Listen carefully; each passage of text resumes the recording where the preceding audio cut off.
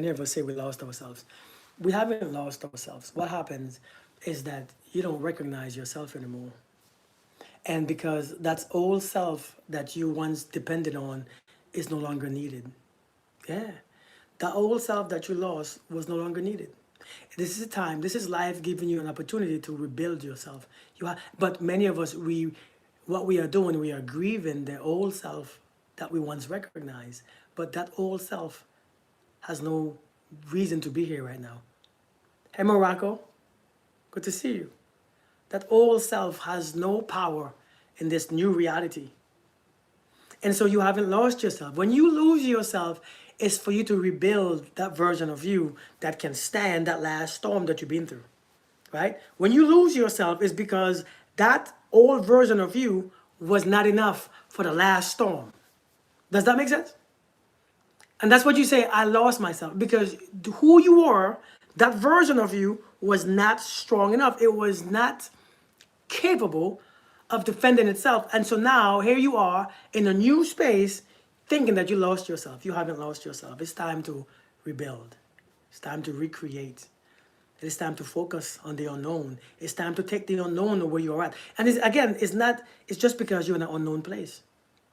Hey, teach, unknown emotions, right? Unknown experience. But it's the best time to rebuild. You haven't lost yourself. You can't lose yourself. You're right there. But what you have to do is be honest with yourself. You gotta be honest with yourself. This is who you are now. This is where you're at. Thank you, Naomi. That's where you're at. You're not lost. You're just in a place where you don't like. It feels funny. But at this point in your life, you can't keep using the same emotions that you were using, because it gets you from where you just came from. See, this place that you are, and let me know if you guys understand what I'm saying. This new space that you are, you're no longer capable, it's not necessary to use anger anymore, because anger don't help you get out of it. Do you get what I'm saying? Jealousy can't help you in that space anymore. You see, it helps you in the beginning. That's why you lost yourself, because now you're in a place, anger no longer does anything good for you. Jealousy doesn't. Unforgiveness doesn't, or resentment doesn't. It can't help you get out of it. And so now that you have lost yourself, this is the best time to recreate yourself. But this time, you have to use the tools, different tools. You can't keep using the same old tools that you used to get to that place where you're at. Because it keeps you in the place where you don't like. Hey, Marsha. So now that you lost yourself, now try a little love. Right? Try to feel loved. I know the world don't give it to you sometimes.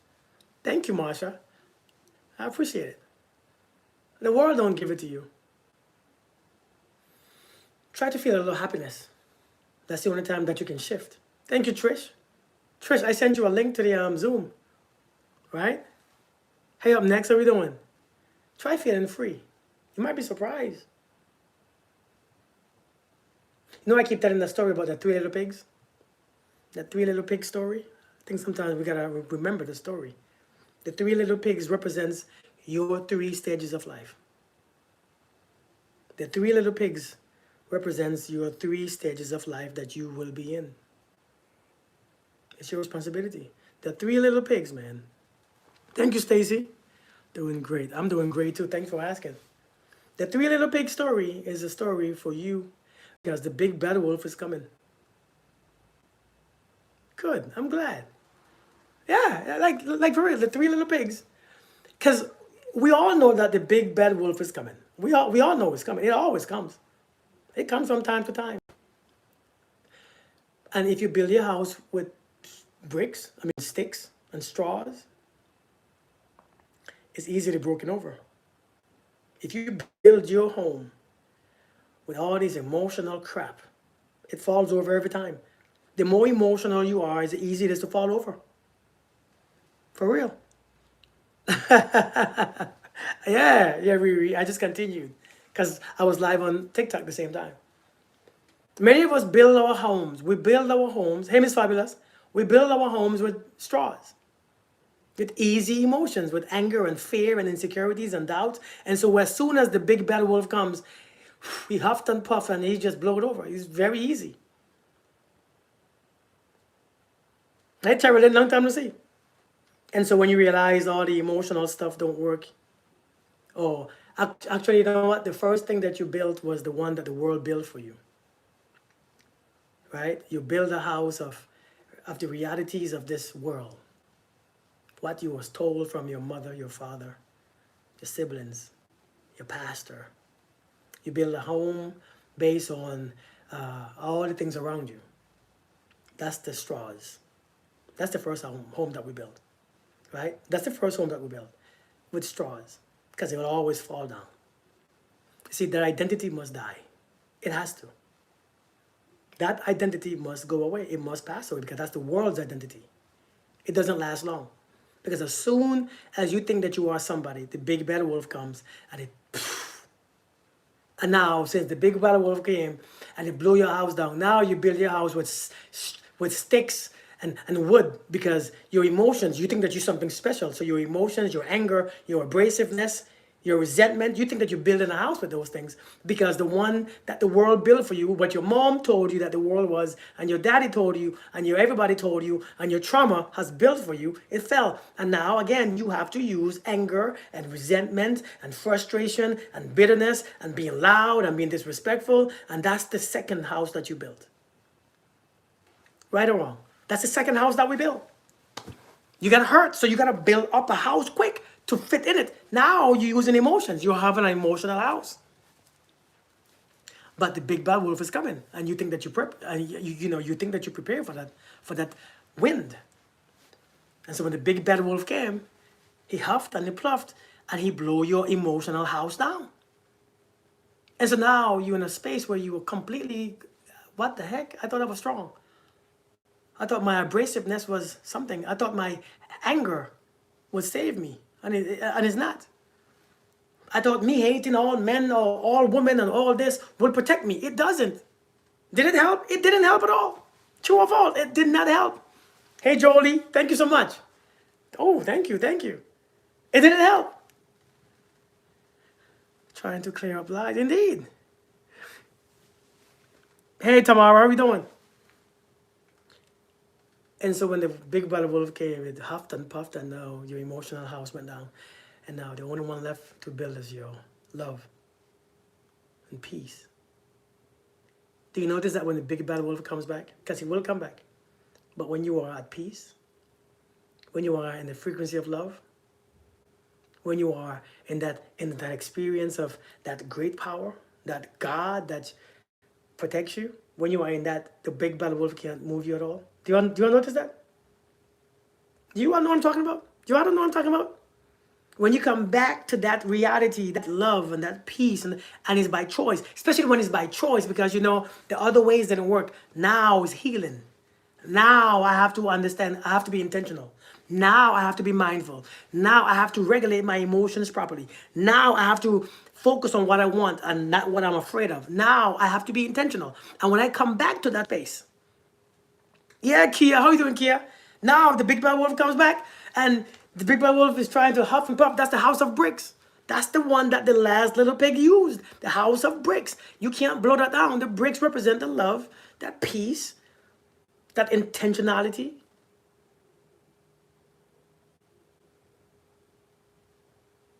And that's the one. So you realize, man, this entire life is a choice. Somebody asked, if you are impatient with men, should you be dating? You know, we are not impatient with men or women. We are impatient, period. You're not impatient with men. The men is just reflecting your level of impatience within you that you have within you. You're not impatient with anything. You are just impatient on the inside. It's not with men. You're not impatient with women. You're not impatient with this or that, right? You are just an impatient person, and you are using men to deflect who you are, right? And I think that's what we do, because your emotions are yours. It's not for anyone else, right? Your emotion is not for anyone else. What's up, Justin? How are you doing, brother? Hey, Alfreda. Do you guys understand what I just said? Do you guys get what I just said? Again, we got to take the things. Can the big bad wolf come back disguised to trick you? Once you are intentional, once you are aware, once you are conscious, there's no tricking you. Because energy doesn't lie. You can pick up vibrations. So, I mean, maybe he can try to trick you or not, but I don't think he wants you that bad. I don't think he wants you that bad to trick you. I think it's you just, sometimes we are not who we say we are. What's up, Joe Wayne? How we doing, brother? How we doing, good man? Good to see you, man. We are not what we say we are yet. And it takes a process to get there. It takes a process now. And so he's not tricking you. It's just your emotions and your feelings. You know, you are forced ripe. Thank you, Jolie. Maybe you're forced ripe. Maybe you're not who you say you are yet. And that's perfectly fine. This is what I'm saying. The question was, if you are impatient with men, should you be dating? What I'm saying is this right here. You're not impatient with men. You are just an impatient person, right? You don't hate white people or black people. You just hate on the inside because you cannot give something. This is who you are. We are using things and people to deflect that it's your reason. It's your fault. This is your fault why I'm impatient. It's your fault why I hate. It's your fault why I cheated. It's your fault why I don't have self-control. It's your fault why I keep carrying trauma. It is your fault why. And so this is placing the responsibility on someone else. And so now you are taking your impatience and you are placing it on men. Right? You are placing it on men. And so men get the blame for your impatience. And so instead of you fixing your level of impatience, you just say it's men. And so you become free of it. But you don't. There is nothing that anyone can carry for us. People show us where we are. Indeed, Trish. People show you where you at. How you react to people shows you where you at. It doesn't show you where they're at, because you don't know where they're at. Right? So that's something that we have to understand. People will reflect to you where you are at in this life. So if men or women come around and you become anxious, it's not because of the people, it's because of where you are at. It's because of your own judgment, your perception. It's all you. Because all men or women ain't the same. All family ain't the same. All people ain't the same. So when men or women come around, and so many of us, you are ready to date, but you just have to learn to go past yourself. It's not that you get ready to date. It's not something that you, listen, I know this is going to sound very stupid. I know to many people. It's not a fact of you being ready or not. It's a fact that when you see what comes up on the inside of you, you don't realize it's the time to face it. It's the time to realize this is the old me talking. This is the old me feeling. So let me overdo this feeling by just letting it pass. Until you begin to do that, you will never be ready for men or women. Responsible for my own or sad, you allow yourself to get there. Nobody. Right. Facts. And that's understandable, right? Because I had to do that for myself. It's not that you're not ready. We are not ready. Relationships are very simple. But again, you are not going to heal outside of a relationship when you was broken inside of a relationship. You don't heal outside of a relationship. You heal in another one. That when somebody shows you something different is when your nervous system switches. Right? If you get hurt in a relationship, if you get really hurt, really bad, right? You think when you leave the relationship, you are no longer hurt. You are still hurt. You're just not in a relationship to reflect how you really feel. And so until you get back into the next relationship is when it's going to reflect to you how you really feel. And then all this time that you've been single, 15 years you've been single, you think that you are ready. But you have been sitting for 15 years, not practicing, not rehearsing, not in the game. So when you finally get back into the game, everything comes back up. You realize, oh, shoot, I got problems. And so many people, I have been single for such and such long. Doesn't mean anything. I have been celibate for such and such long. Means nothing. It means something to you. But in this big scope of life, it means nothing at all. Because there is no game that you stop playing for 5 years and when you come back into the game, you master it. There's nothing like that. I know but it's not a game. It is a game. It's all a game. It's all a game, you know. You're just taking the game too seriously. There is no game or no sport that you take 15 years off and thinking. Problem, lots of men don't have good character. Again, you're blaming the other side. Okay, so for the men who do have good character, what's wrong with those ones? Even if you say a lot of men don't have good character, okay, so that means some has good character. Now, what about those ones? What about those ones? Right? We have to learn that we can't always say, well, a lot of men, a lot of women, it's irrelevant. Because what happens to the one that has good character? Do you want those ones? Can you have them? They're not taken. There's a lot of men who are not taken. There's a lot of men who have been hurt by women too.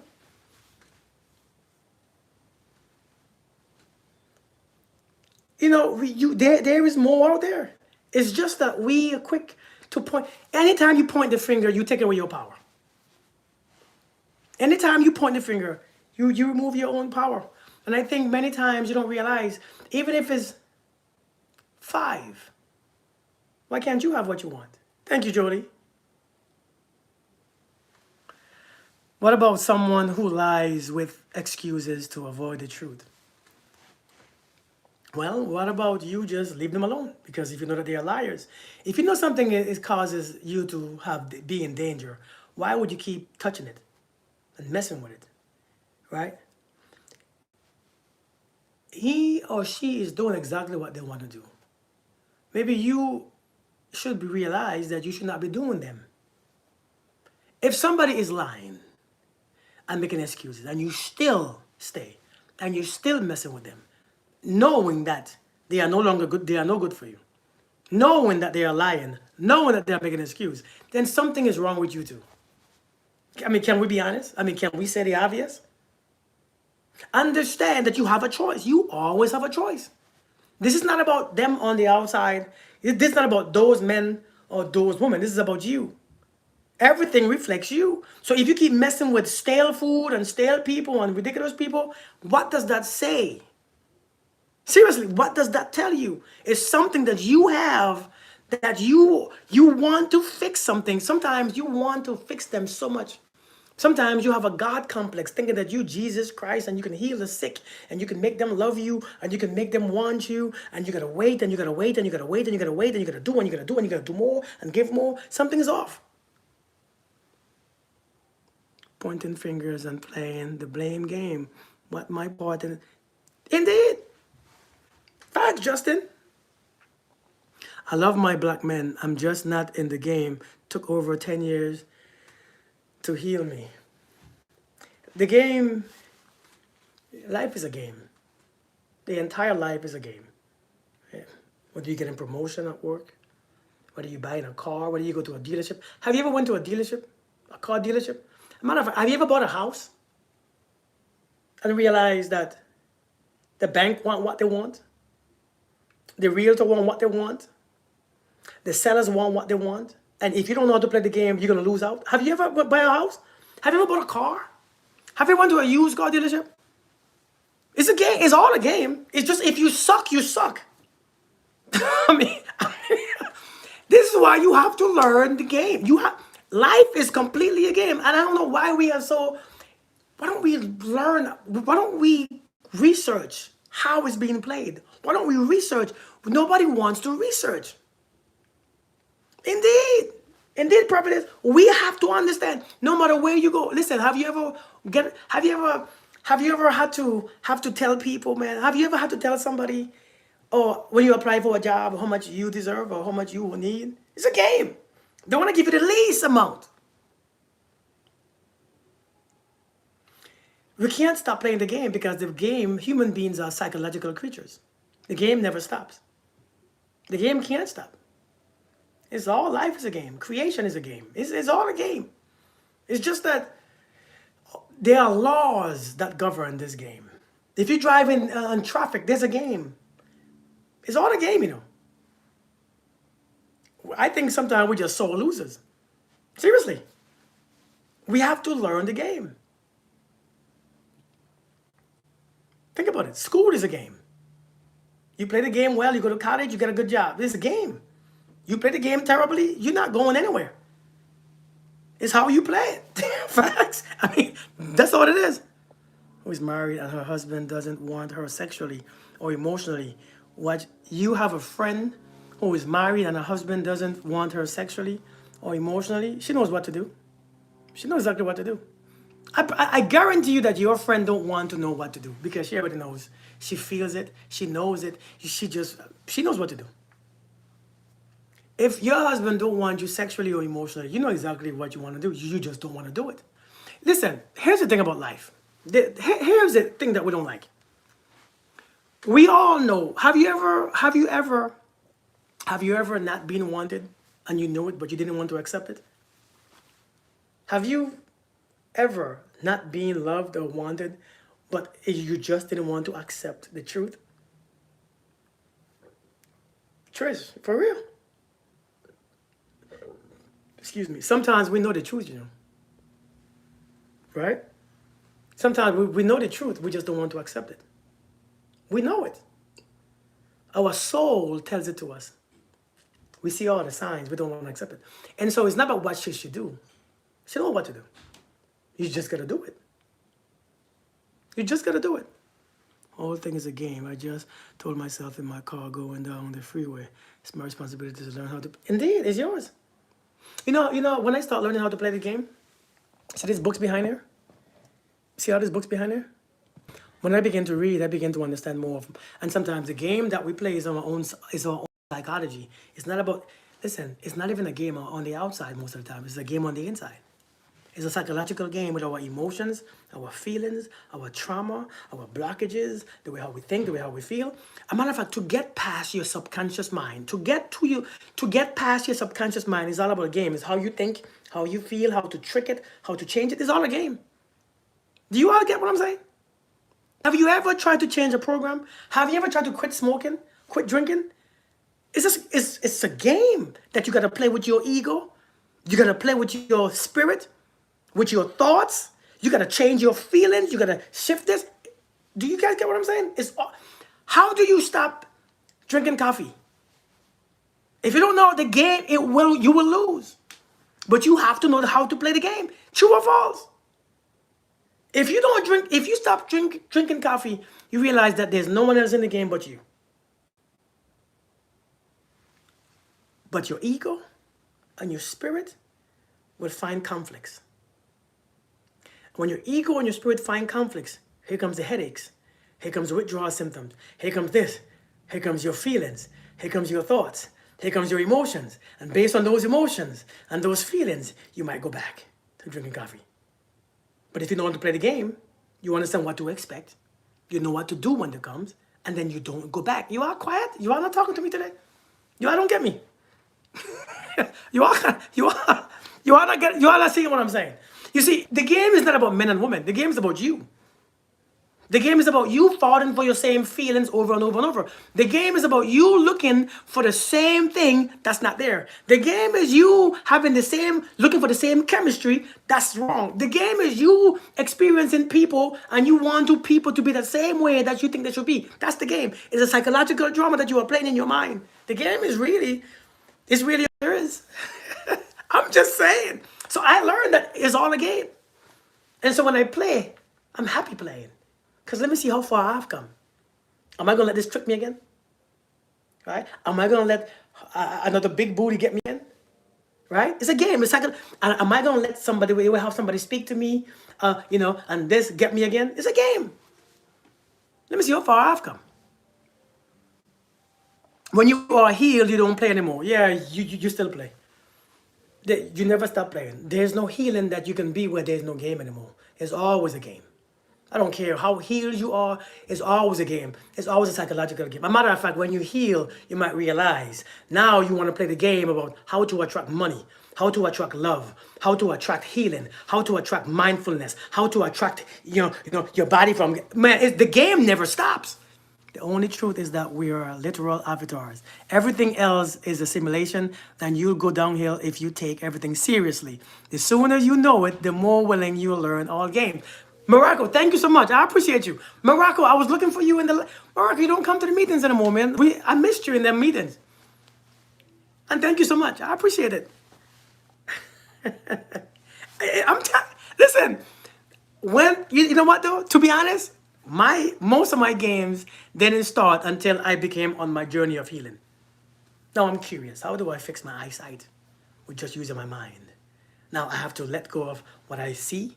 I have to let go of what I think I am. I have to let go of who I think I am. So how do I fix how do I fix my pain in my joint? A matter of fact, how do I fix my anxiety disorder that I had from combat? It's a game. All the time, huh? Oh, okay. Girl, live your life. Live your life. That's you now. I have to choose the life. And yeah!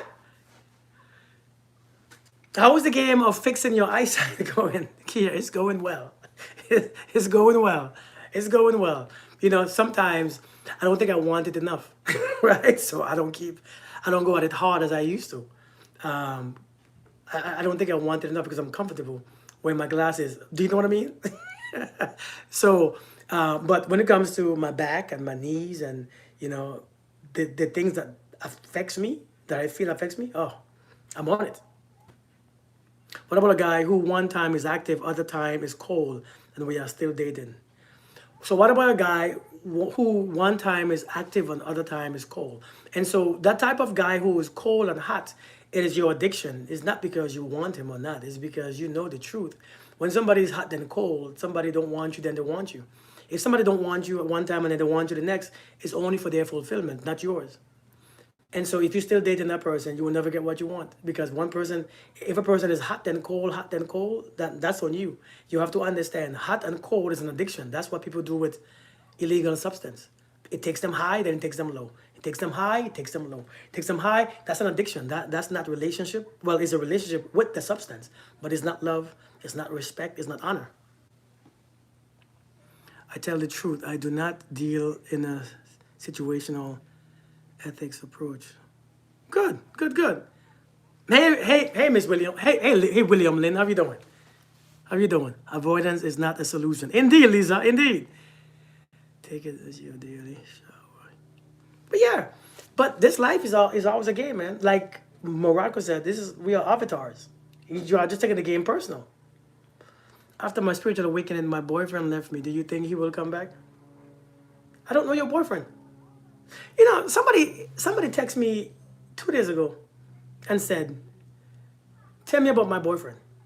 I said, ma'am, you got the wrong person. I'm not a psychic. I don't know your boyfriend. I don't know what he's doing. What do you all think I am? I don't know what to call it.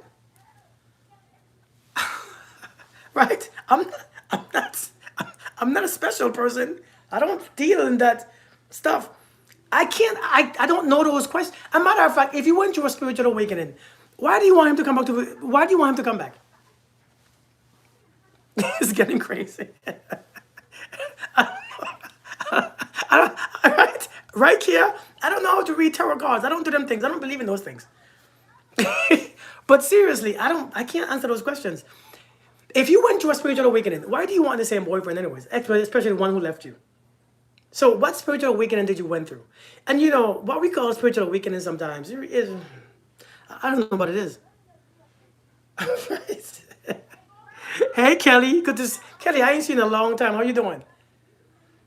But we have to understand that we have to tell ourselves the truth. Thank you, Mira. Thank you so much. We gotta be honest. Call me now, Miss Clear, right? But we gotta be honest. But the game never stops. Healing is a game. Promotion is a game. I am good. Happiness is a game. Peace is a game. Hey, Kayla, how you doing? Hey. But we have to be mindful of the game because the game don't stop because you think that you're better or you think that you're special. Yeah. I just crossed you not long, but hey, I have learned a lot and just to fix some stuff with you. Well, thank you. I'm glad. You don't look back, man. But I think listen, why would a guy pursue a woman while having a girlfriend? Because he wants to.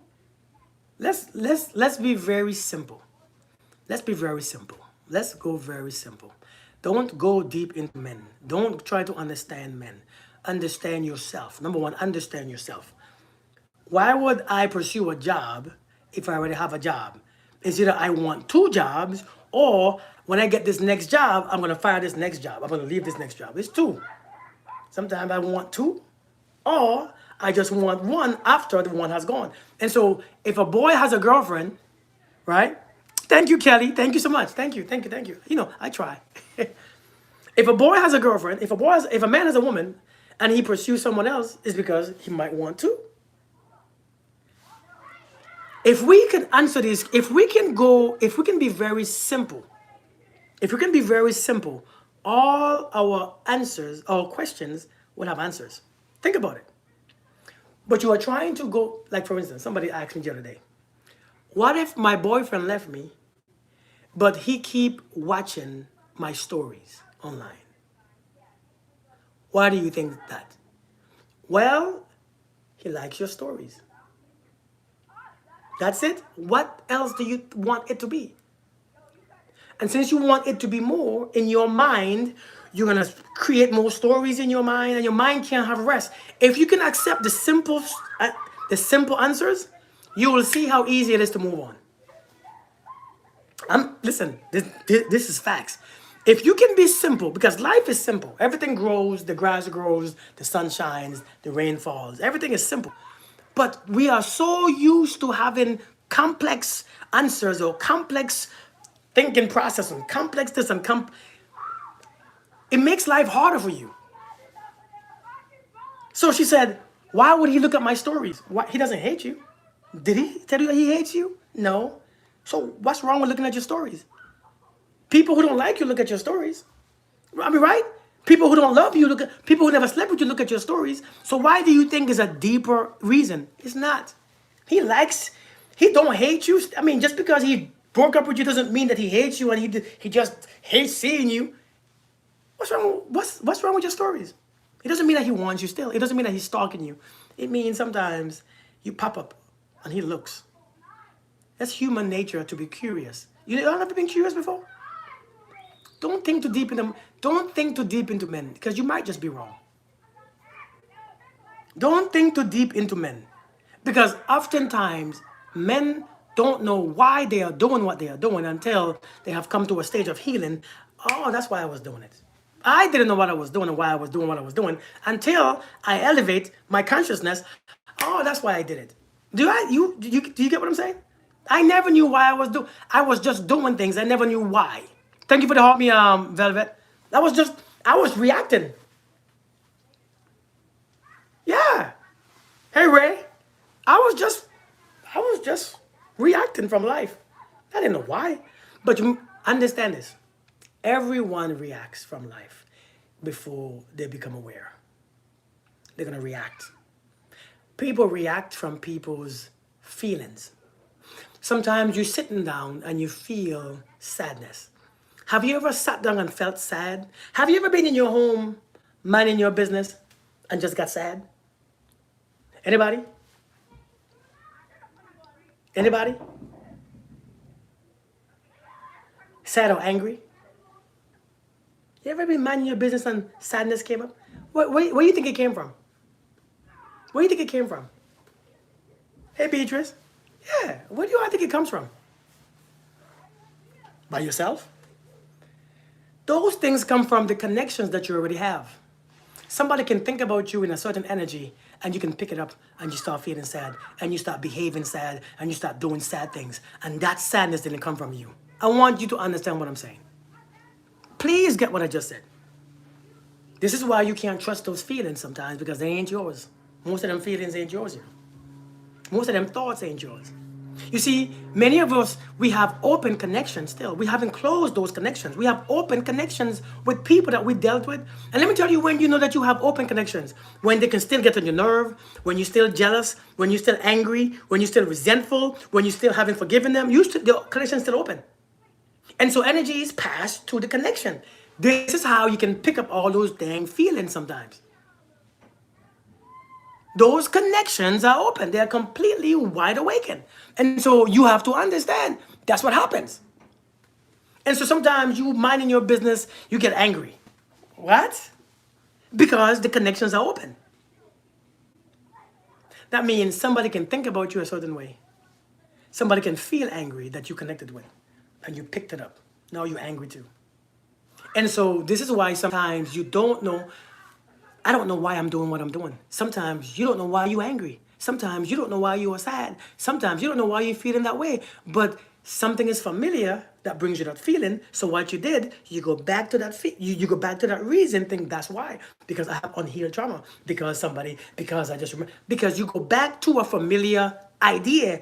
Oh, maybe it's because I'm still, or somebody I just met, or somebody, you find a reason to stay in your anger or your sadness.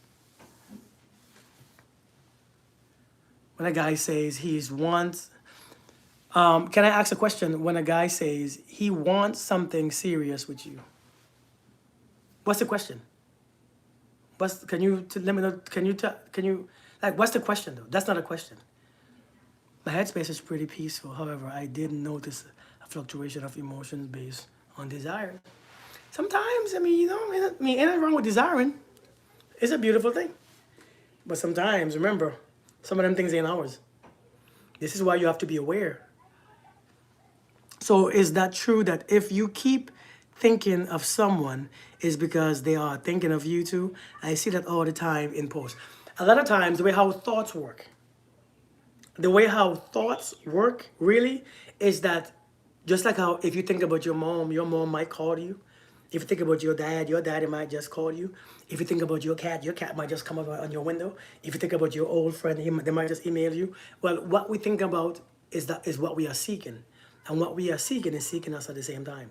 So understand, you're going to experience that a lot of times in your life. You're going to think about somebody because they're thinking about you. Oftentimes, that's why. Oftentimes. Sometimes you think about somebody because you're not done with them yet. Sometimes you think about somebody because you are resisting the idea how you stop or how you broke up. Sometimes you are thinking about somebody only because you still haven't accepted how you broke up. Yeah. Think about people, but most of the time are dead. I just miss their presence. Man. But sometimes that's why. I see you and hear you now. You are speaking of familiar spirits. Yeah. Indeed. With experience, with relationships. Thank you, William Lynn. Thank you.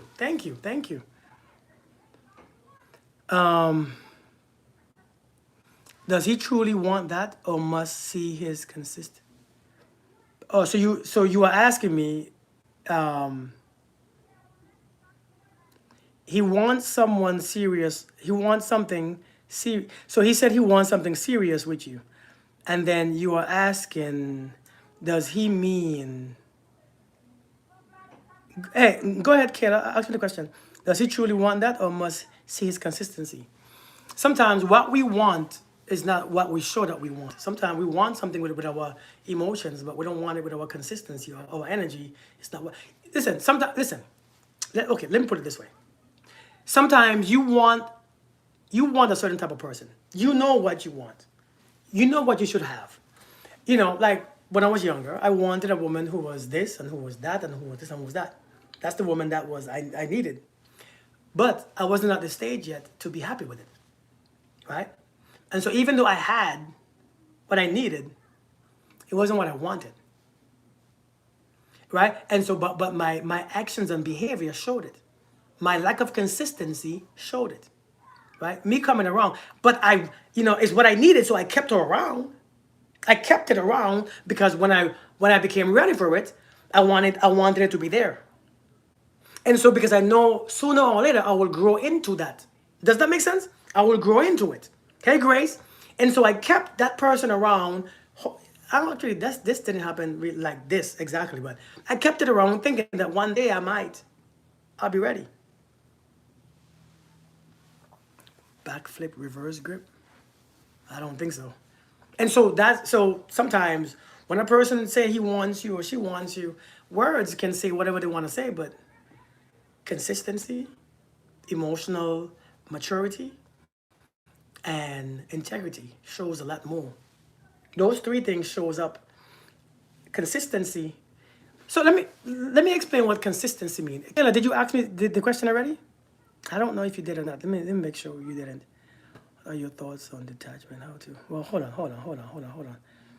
on. What is consistency? Consistency, Kayla. I didn't see it. I just scrolled up. I didn't see it. I think TikTok blocked it. You might have to ask me again with using different words, because TikTok didn't send it. It was up there. Let me see. Looking for careless question. Looking for careless question. Nope. I see. I have a question. Oh, how do you not let people's energies affect you? Oh, okay. Okay, hold on. How do you not let people's energy affect you? It's not about not letting people's energy affect you. It's a couple of things that you have to understand. Okay. And yeah. Okay, Joy. Yep. That was me. That was me a long time ago. Yeah, that was me. If you don't want people's energy to affect you, you have to understand energy travels through mostly emotions. If you do something and I react, I picked up an emotion, the energy now has an open space to travel to me. All right? All right, Kelly, you have a beautiful day. If you do something and I pick up an emotion to match it, now it's passed, the energy is passed to me. Because the emotion is actually the connection to what happened or to that person. It's a direct link. So if I picked up the emotion that matches what that person did, now I connect both of us. The emotion is the connection. So energy passes to, if somebody is talking to you and telling you their sad story, if you begin to feel the emotion of the story, now you begin to carry their issues. You begin to carry and pick up how a person feels. You begin to pick up everything that they are telling you because you link your emotions with theirs. Does that make sense? When you're talking to a therapist, do you notice that the therapist stays stoic? When you're talking to a therapist, they stay stoic because why? If they begin to use emotions, they can't help you anymore. Because now you both get into the same issue. You get into the same problems or the same issue. So now neither can help either. Because now we are two emotional coming from the same place. So now a person stays stoic. That means I don't feel anything. Let me just listen without judgment. If I listen without judgment, I don't have to emote anything. And so you can remove people. You don't have to experience people emotions or fall for the emotional space or fall for their stuff without picking up anything. Or you can block the energy because you're not dealing with the same emotions that they are in. So when I talk to clients, I cannot use your emotions. Does that make sense? So I have to be mindful. The reason why we leak energy and the reason why we pick up so much people's stuff is because we are using certain emotions continuously. And those emotions will drain you because that person is linked to you. So have you ever met somebody and talked to somebody for a long time? Somebody who had problems? When you begin to feel certain emotions, yeah. When you begin to feel that emotion, what happened is that now all of a sudden that person leave you feeling really good and you left feeling really drained. Have you done that before? Listen, you talk, yeah, right? You feel like crap afterwards and they feel so good because you linked up and you exchange energy. They feel better, you feel crappy. Now you like, damn, and they're feeling good. They're on their way feeling good. So you have to be mindful. When you're talking to people, your friends with certain problems, compassion doesn't state that I have to feel what you are feeling. Compassion states that I have to understand what you are saying without judgment to you, and yet can I do anything for you? Yeah, is there anything I can do for you? Yeah, that burnout is high. I mean, it's real. It's real. I hope that answered your question. But that's one way, okay? That's one way. There's other ways, but I don't think those ones are what you want to know. I know what I want based how much my body feels automatically. This was a place of yep. Indeed. Let me see. I had a question. What are your thoughts on detachment? How to do it? Steps, process, please. Tanya, that's what is my thoughts on detachment? I think first we have to understand what detachment means. If you understand what detachment means, then it's not as hard as we think. If a person's mouth, they tell you. Yeah, facts.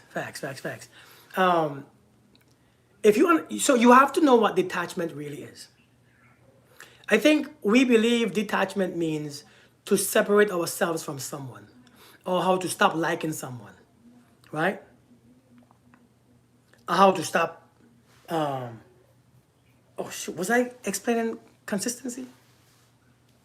You don't know what consistency is, huh? Okay, hold on. Let me pause. Let me go back. You're right. I was explaining consistency.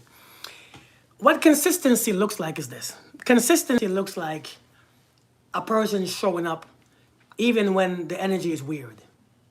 A person showing up the same as they did yesterday. A person showing up when it's not easy. A person showing up when it's easy. A person showing up when you don't feel good. A person is showing up when you do feel good. A person is showing up regardless. That's what consistency really means. They show up in a way that you know for a fact, even if you have a little argument or not, you don't feel funny, you don't feel that abandonment stuff, because the person shows you that they are continuously showing up, no matter if it's awkward, if the time is off, if the energy is off, if you had a weird argument, if you had a weird, they show up on a regular basis the same way. That's what consistency means. I don't think we understand what consistency really means, because when we say I want somebody who's consistent, what does that even mean? Consistency called in you? We gotta see how people show up. And then show up in ways that only benefits them. They show up only when you are in a good mood. They show up when everything is going smooth. They show up only when you smiling. But when things are weird, when there's a weird argument, because you will see a lot of people, when there's a disagreement, they don't show up. Do you get that? When there's a little disagreement, now they go silent. And that creates more abandonment issues. That creates more of the anxious attachment style. That creates a whole bunch of crap, because now you become unsure. Right there, they give it the silent treatment. They act funny. And so we have to understand that's consistency. They show up the same way. Not though 2 weeks later and 6 weeks later, and all that stuff is somebody who doesn't want you. The question was, what is detachment? No, so here's what detachment really is. Number one, you have to know what detachment really is. Detachment is not just dumping somebody and say, I don't want you anymore. Detachment doesn't mean, hey, Miss Jackson, detachment is not, how do I just leave you alone without talking to you and have no feelings? That is not detachment. That's just coldness. Detachment means this simply, right? Hey, Star, how are you doing? Detachment means, how can I indulge completely? And when the moment is finished, I am perfectly fine. I don't have to hate you. I don't have to despise you. I don't have to be angry. Oh, hey, Tori. Hey, Tori, right? I don't have to be annoyed. I don't have to be anything. It means the moment is what I enjoy. And when the moment is finished, I'm perfectly fine. Nothing has changed. And so what detachment really means is that I am not attached to a specific desired outcome.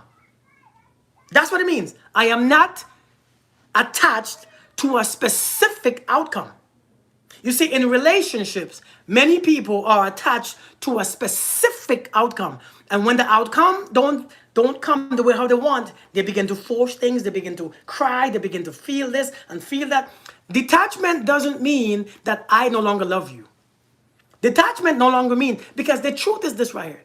If you are entering relationships and you don't want to put yourself in it, you don't want to experience the emotions of it, you don't want to experience the love and the joy, then what's the point? What's the effing point? Right? What's the mother effing point? If you cannot completely indulge, you see, when you go to the ocean, have you ever been to the ocean on a nice sunny day? Have you ever been to the ocean on a beautiful sunny day? The sun is shining in the sky. The sand is glistening. The water is remarkably felt good on your skin. Do you just want to put your foot in it? If you put your foot in the water, did you actually enjoy it? Did you actually go in the water? If you just put your foot in it and you come to the water where your ankle touched the water, did you really enjoy it? Did you really get into the water? You haven't. You haven't. And so Many times when it comes to relationship, nobody wants to submerge themselves in the relationship because you're afraid of what if it ends? What if it's not? What if it's not good? What if I get angry? What if he cheats? What if he lies? And so you're not enjoying anything. So if you're not enjoying it, don't do it. But when you learn what true detachment really is, when you learn to detach from all the things that you think should happen, all the things that you think that you should feel when this, if you detach from that and submerge yourself in the relationship, you would enjoy it. And so when it's finished, it's finished. Have you ever had some good curry chicken? Have you ever had some good curry chicken? I had some curry chicken last week, man. That thing was so good. Listen, it was so good. You ever had some good jerk chicken? Curry chicken? Whatever chicken that you like. Whatever food that you like. Some good ice cream, some good cake. You ever had some good ass food, man? But you know it's going to be done because you keep eating it. So you know for a fact it's going to be done. Right? You know for a fact it's going to run out because you only have so much. But when it runs out, you don't cry. And you don't wish that it lasts for forever. You don't wish that something is wrong. Right? Just because it's over, it doesn't mean that you have to hate the damn chicken now because it's gone. It doesn't mean that you have to get sad because it's no longer there. It means that you enjoy it while it's there. And when it's not there, you enjoy that you enjoyed it. That's all it means. And so that's the true detachment. Understanding that some things are going to go. And when it goes, it doesn't mean that you have to stop loving it. It doesn't mean that you have to start to hate it. And stop all these emotions. Emotions is how you enjoy life. Without emotions, your life is just some unseasoned chicken with no curry on it. That's it. Does that explain your detachment? You realize that if you enjoy people, have you ever not enjoyed your mother while she was here? But when she's gone now, you sad because, oh my God. Oh my God. I should have done so much more. I should have called her some. No, you do it now while she's there. That's how you do it. And so then when she's gone, you're perfectly fine. Yeah, you miss her, but you're fine because you did all the things that you wanted to do. You enjoy each moment with her. So you just, bam, I'm good now. We had the best time. It was remarkable. That's what detachment is. Don't get so caught up into how the end plays out. Get caught up in this moment right here. Enjoy this moment. What about soul ties? Is it a spirit or energy? Soul ties is not just a spirit. Soul tie, I always feel weird that I don't cry when people pass. Man, I'm telling you because everybody has want to cry. Sometimes you have to just, sometimes it's selfish to just not to be bawling and crying. Let people go in peace. Let people go in peace. So the question is, what about soul ties? Is it a spirit or energy? Spirit is energy. Everything is energy. Soul ties is, listen, soul tie is like my daughter. My daughter has this blanket. Everywhere she goes, the blanket goes, right? And when she doesn't have the blanket, she thinks about the blanket. And when she leaves, when she comes home and the blanket is in the washing machine or the dryer, right? Because there's a connection to it, right? There's a strong connection. It's not about soul ties being a spirit. Soul ties is a bond. As human beings, we bond. Human beings will bond. Seriously, human beings will bond with anything that you love, whether it's your pet. Have you ever had a pet that you just loved to? Have you ever had a child that you just loved to life? It's not a soul tie. So let me tell you what soul tie really is. Soul tie is the law of psychometric influence. Okay, that's a universal law. The law of psychometric influence.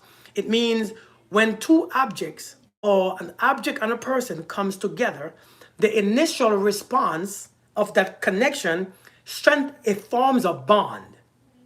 The greater the response, the greater the bond, right? Like for instance, if you ever met a guy or a woman and you like this person so much, and when you all slept together, and you even gonna sleep together either, but when you came together, it was very enjoyable. It was the best thing you ever felt. What you do, you locked in that experience. Once you lock in that experience, now the bond is there. Every emotion makes the bond stay stronger. Whether it's anger, resentment, frustration, it makes the bond go stronger because the initial bond, the initial reaction was this entanglement. That's what you call a soul tie. A soul tie is not what you think it is. A soul tie is not demonic. A soul tie is how human beings do. The greater the reaction, the greater the bond. That's why if the sex ain't good, oftentimes you don't have a bond. Sometimes the sex is so weak that you just, well, no, don't call me back. Right? So it's not the sharing of the souls or the spirit, it's the bond of them. Does that make sense? Yes or no? Okay, let me know if it makes sense. Because what we call soul tie is a whole bunch of crap. Now, here's the deal. The law of it's not good or bad, it's just something that is just real. It means this. The law of psychometric influence states that when two things come together, based on the reaction is what the bond is. That means now, with that bond, no matter how much time has passed, right? No matter how much time has passed, hey Sue, no matter how much time has passed or how much distance that has been put between you and the thing, one still influences the other. One still influences the other. It's like wearing your grandmother's necklace that she wore for 50 years. If you put that necklace on your neck, her energy begins to influence yours. Do you understand me? You begin to think about her. Why? Because the influence that is placed in that thing, hey Rachel, begin to influence the wearer of it. Do you get it now? If you kept a house where something happened, that influence in that house, if you live in the house, will influence your feelings and your emotions. It's just the influence that's shaking you. So when you have a child and someone is that the greatest bond, that's a great bond. A parent and child is one of the strongest bonds ever. That's why you can't leave them alone. That's why you can feel when something is off. You can feel when something is wrong. You can feel when something don't feel right with them. You can feel when something feels funny because you have a very strong bond. And remember, the way how you try to break soul ties is that you try to get angry, you trying to get miserable, but the more you get angry, the bond is strengthened because anger is an emotion. Anger is energy. So the more you give it energy, the stronger it bonds, the stronger it comes. Hey, Bella Rose. And so oftentimes you try to break the bond by being angry, by hating them. You make the bond stronger.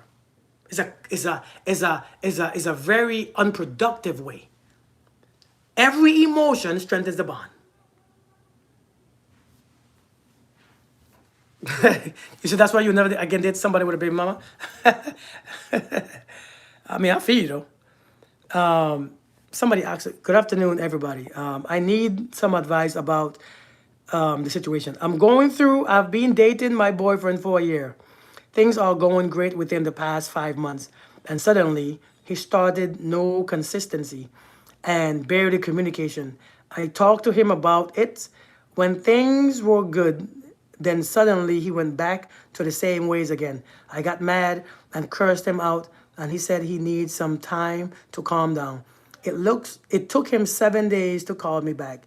When he finally did, he told me he needs to align some things first before he can see me.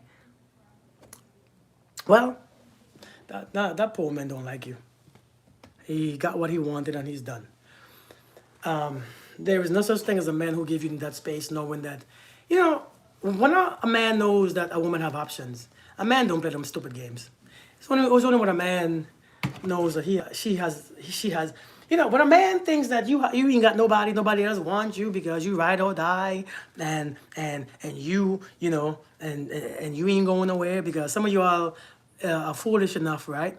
Hey Nez, some of you all are foolish enough to never move. Some of you all are foolish enough to let somebody walk away and meet you at the same damn place that they left you at. Some of you all are foolish to do that. And so since you are foolish enough to do that, they know. And so they could take their time. They can move at their own pace. They can slow down. Slow down.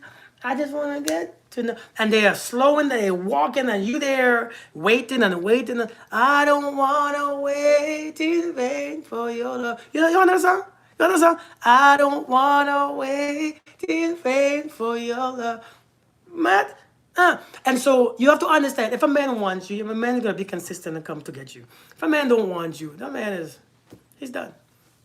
He's just, But the man is like, oh, he ain't going nowhere. Oh, let me take my time. Oh, let me go 7 days straight. Oh, let me go 7 days. Oh, let me go 10 days. Oh, and you're going to be waiting. When you see a man stop communication, he doesn't want you no more. Yeah, Rachel. When a man stop communicating with you, he doesn't want you no more. Because if I know, yeah, Lisa. If I know that you have options, and if I know that you are a good catch, let me step my ass right here. See, if I know that, see, some of you all date one person at a time. If you date one person, I believe that you should date multiple people. Some of you all don't like to hear that, and that's fine. It's your choice. Date one person if you want. I rather date two or three. Oh, that was just you? Okay, okay, cool. For Monday? Okay, thank you. Okay, I got you. And so you have to be aware. As much lyrics you could sing, you could talk, you plenty of as much lyrics. but seriously though, I mean, you have to hey Donna, you know, what's up, Kevin? How we doing? Oh, you work a lot? Listen, man. Yeah, Trish. So you all have to understand, man, when these dudes coming around you and because listen, let me tell you this. A man can listen. Here's the ugly truth. A man can date you, hang out with you, date you for a while, get to know the real you, and change his mind. I don't like you. I don't really like you. You're not really what I wanted. And instead of telling you that, because they won't tell you that, many times they won't tell you that. Yeah, you got to trust what people show you.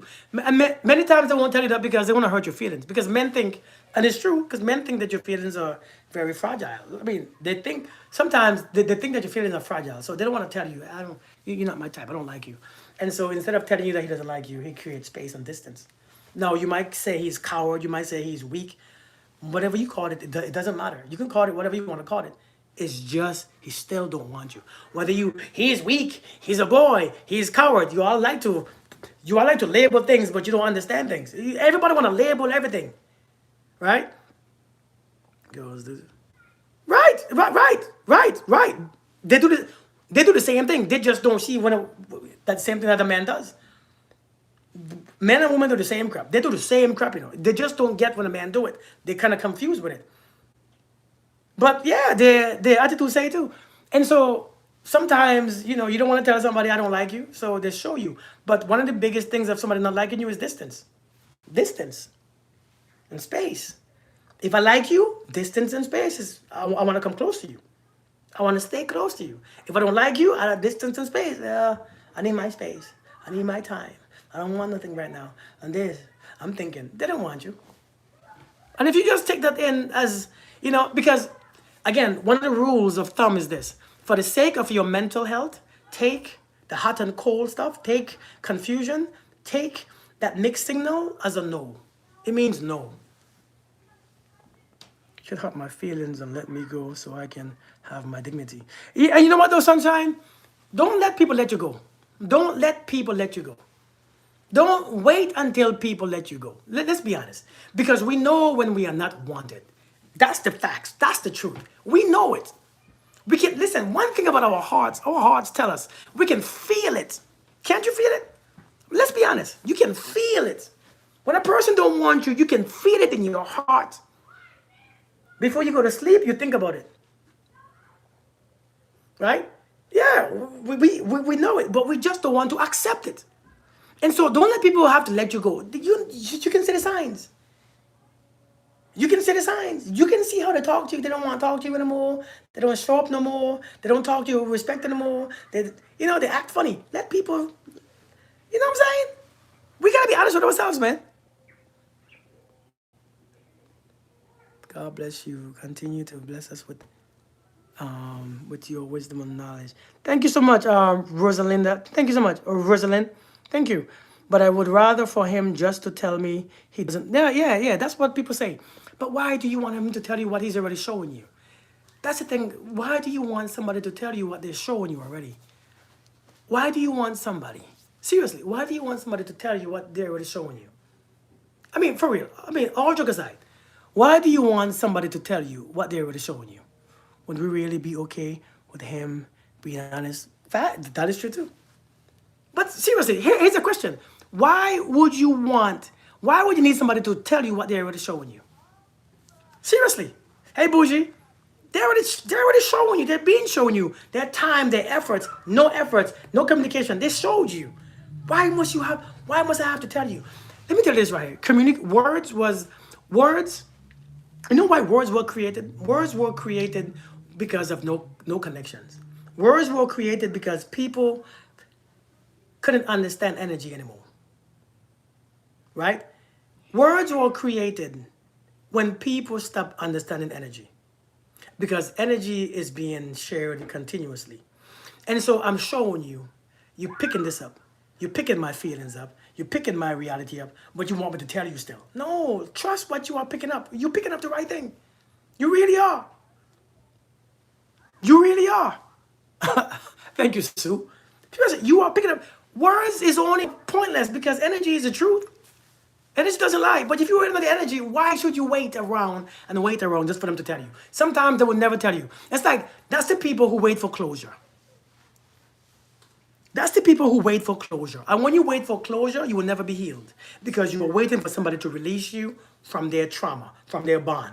You are waiting for somebody to release you from their trap because now I want closure. I don't want to heal. I can't move on until I have closure. That's like waiting for somebody to tell you, hey, okay, now you can go. You're giving up your power. And he said wait, hold on.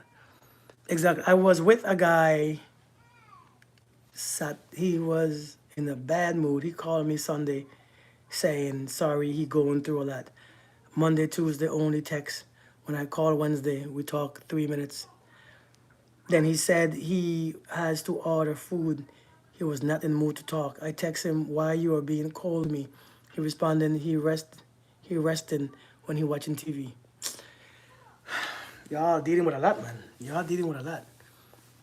You know, it's the ones who don't want you keeps you the longest. But what's up, Jake? How we doing? The people who don't want you, you give them the most of your energy. The ones who want you, you ignore them. Yeah, Joy.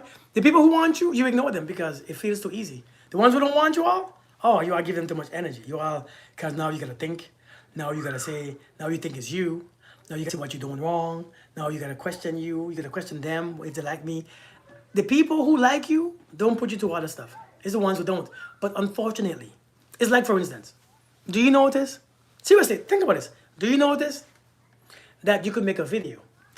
Just hear what I'm saying, right? Nez, think about it. You could make a video. When you post your video, there's 25 great comments.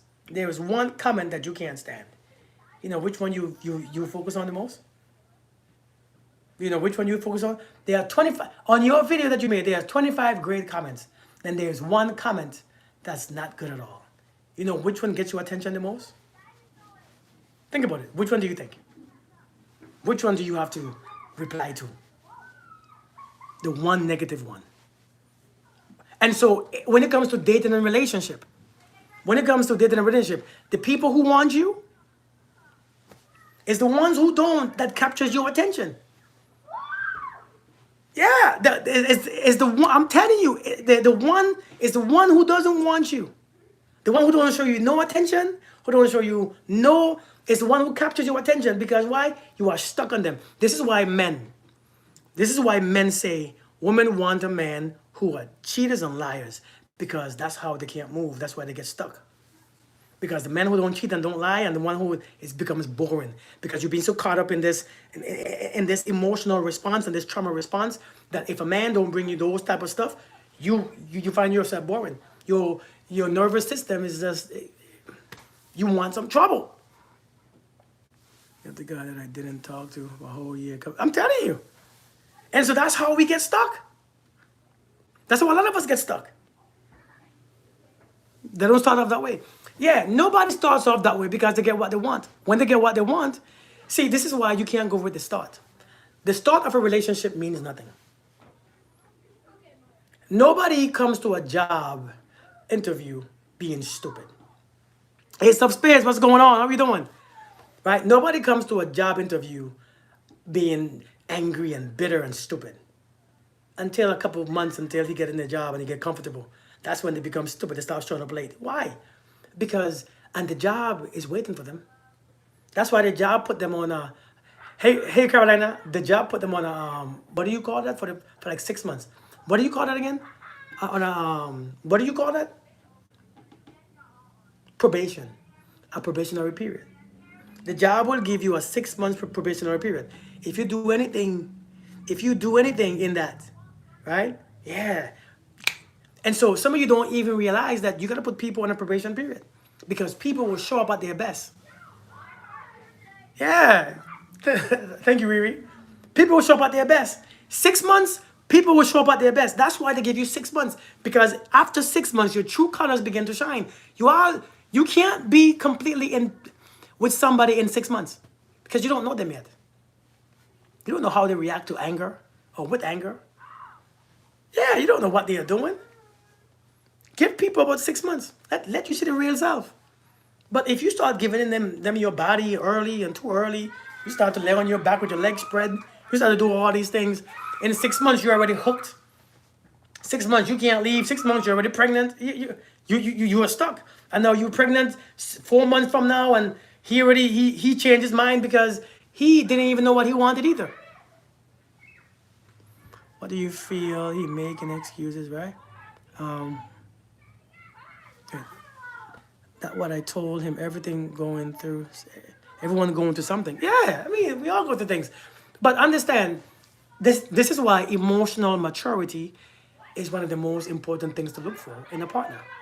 Emotional maturity. You can go through things and still be present. True or false? We can go through things and still show up being a human being. I can go through things and still treat my kids and my family good. I can go through things and still treat my friends good. I can go through things and still go to work on time and talk to my boss with some damn sense. Right or wrong? I can, listen, don't you go through things and still show up at your work talking to your boss with sense? You're not going to work cussing your boss out. Talking about, I ain't coming in today. F you if you don't understand that. Hey, Shonda. So then why should they go through something and put you on the back burner? That's what you have to understand. That's the truth. Is it a good thing to mirror someone's energy? You never mirror someone's energy. Mirror your own energy. Hey, Joanne, you don't have to mirror somebody's energy. Now, sometimes if you want to show them what they are doing, then yeah, I mean, if you understand what you are doing, but sometimes you get stuck doing it. But it all depends on what you are actually asking, though. Like, be more specific. I had an accident 2 weeks ago. I'm in the pain mentally. Family die. Wow. Jeez. Develop emotional intelligence and stuff. I'm telling you. You have to have emotional maturity when it comes to dating, man. Emotional maturity. You have to be mature in your emotions. We all listen, many of us going through something. But you have to be present with, don't put nobody in that nonsense. Started new job. Body pain, walk up over 100 stairs to travel. Shoot, you doing a whole lot. Eagles don't follow chicken. That's right. But yeah, man, I got ghosted and I thought we were good. Man, I'm telling you, people would get to know you. Listen, understand, when a man is getting to know a woman,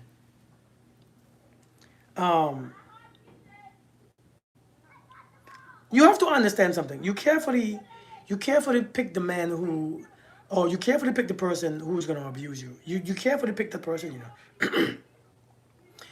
If you stop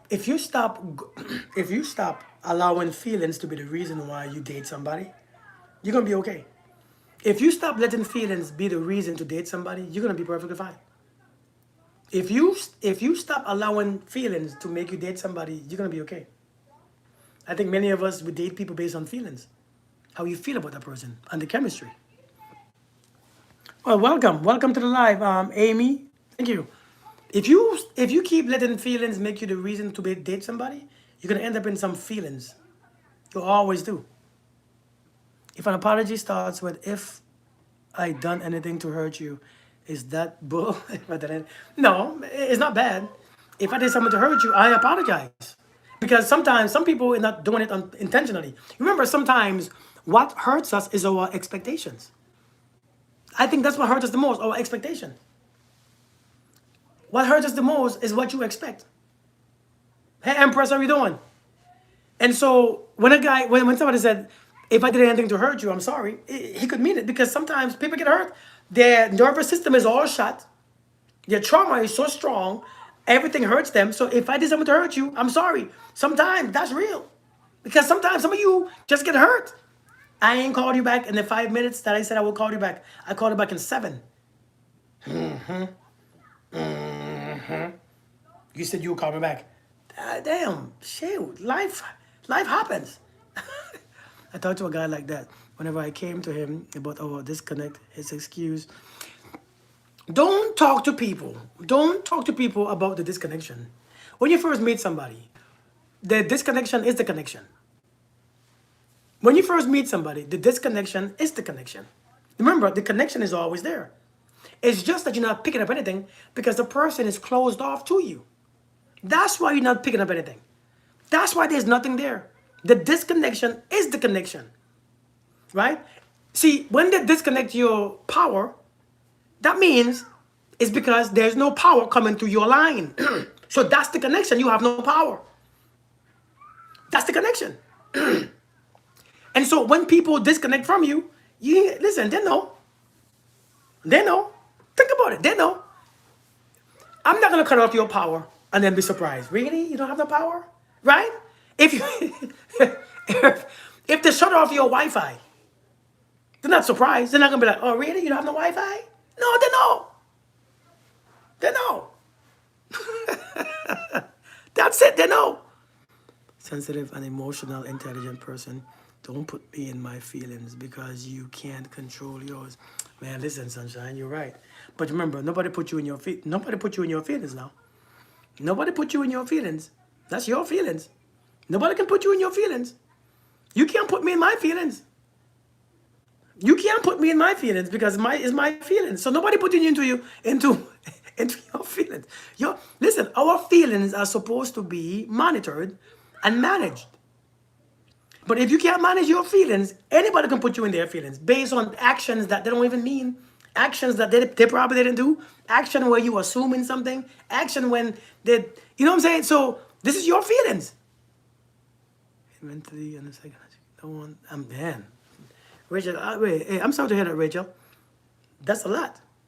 Some people want attention from a person who can't give it to them. That is true too. That's very, very, very, very, very true. But listen, all joke aside, man, see this life? See this right here? See this? We are responsible for our energy. Many times, it's the one person who don't want you is what you want. It's something about it's something about having that person that you got to prove to yourself that you can have him or her. The woman or man who wants you, you don't want them. It's too easy. You feel like you have to work for it. You have to work hard for it. And many people end up in situations where they gotta feel and be in some situations where they have to find their healing with. Because the ones who want you, you don't want them. The ones who want you, it doesn't. And here's the thing. Green flags don't give you any type of, hey, the cat, how you doing? Green flags don't give you any type of, emotional response. Green flags. Yeah, Empress. Green flags don't stimulate you, right? Green flags don't add nothing to you. Green flags don't make you feel anything. Green flags don't make you anxious. Green flags don't make you fearful. Green flag is just boring. Green flags are boring. Green flags are subtle. Green flags are simple. Green flags are quiet. And so many people is boring. See them red flags though? Oh Lord, Empress, them red flags will get you scratching your nuts, scratching your vagina. Boy, them red flags will have you stressing and thinking, but in that feeling is stimulation. It is actually stimulation. You see, those feelings are stimulation. And so we are so used to being stimulated. So the green flag will stimulate us. Even though we know because human beings, one thing about human beings, you live to feel. You want to feel something. You're looking for feelings. You want feelings. You want chemistry. You want this. You want that. But the green flags, when they show up, it's one thing green flags bring. See, red flags bring a whole bunch of crap. It brings anxiety. It brings fear. It brings confusion. It brings this. You know what green flags bring? Green flags bring clarity. And clarity is very boring. And so many of you don't want clarity. You want emotional response. You want feelings. You want stimulation. You want to stimulate your private parts. Indeed, it's not fun when the nervous system isn't reacting. It's not fun. And so that's why we keep saying, I don't know why I keep, because your nervous system needs to learn to relax. It needs to learn to relax. It needs to learn to function in a relaxed mode. It needs to learn. I like and prefer a green flag man. This is why I am choosing to move on with my schooling. I don't have the time for energy for yeah, I mean, I feel you. I feel you. Green flag makes me feel safe. Probably because we don't know peace. Yeah, I think a lot of people don't know peace for real. Text him, not waiting for him, satisfying my other needs. I will. Listen, when you see people creating distance, let them be in there. Let them keep their distance. When you see folks creating distance, let them stay in their distance. Let them stay away. But I think it hurts our ego. Right? When somebody starts showing their ass, it hurts our ego. We begin to look at our self-worth. Right? When people start showing their ass, we begin to look at our self-worth. We begin to question what's wrong with me. And so therefore, to find out what's wrong with you, you have to try to figure them out and make them do more and do more and be more so that you can feel better. Because when you start doing more and saying more and being more, they might like me. So let me do all this thing. And so you internalize when somebody's behavior is jacked up, not realizing people are just being who they are. Do you leave them? Leave them for what? Leave them where? Leave them why? Do you leave them? Continue the question.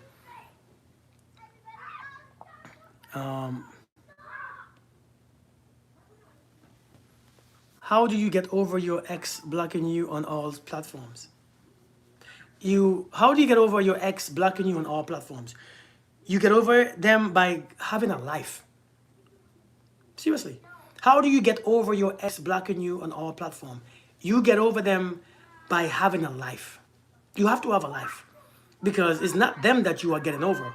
It's you not having a life that you are getting over. It's you not having a life. Seriously. It's you not having, because that's nothing to get over. Your self-esteem, your insecurities, your crazy mind, your thoughts, that's what you gotta get over. If you have a life, I promise you, if you make a life, you see, many of us, we suffer because we have no life. Our life is too small. Yeah. Our life is too small. You have to make your life big. Many of us, we have a small life, and our life only have one person in it. That's one person. That's one person. And so when that person do something, your life is your life. How do you get over? What is to get over? If my ex-wife blocks me on all platforms, why do I have to get over it? What's to get over? That means that person don't want you no more. That person is done with you. That person is living their life. That person has moved on. The question is, why ain't you?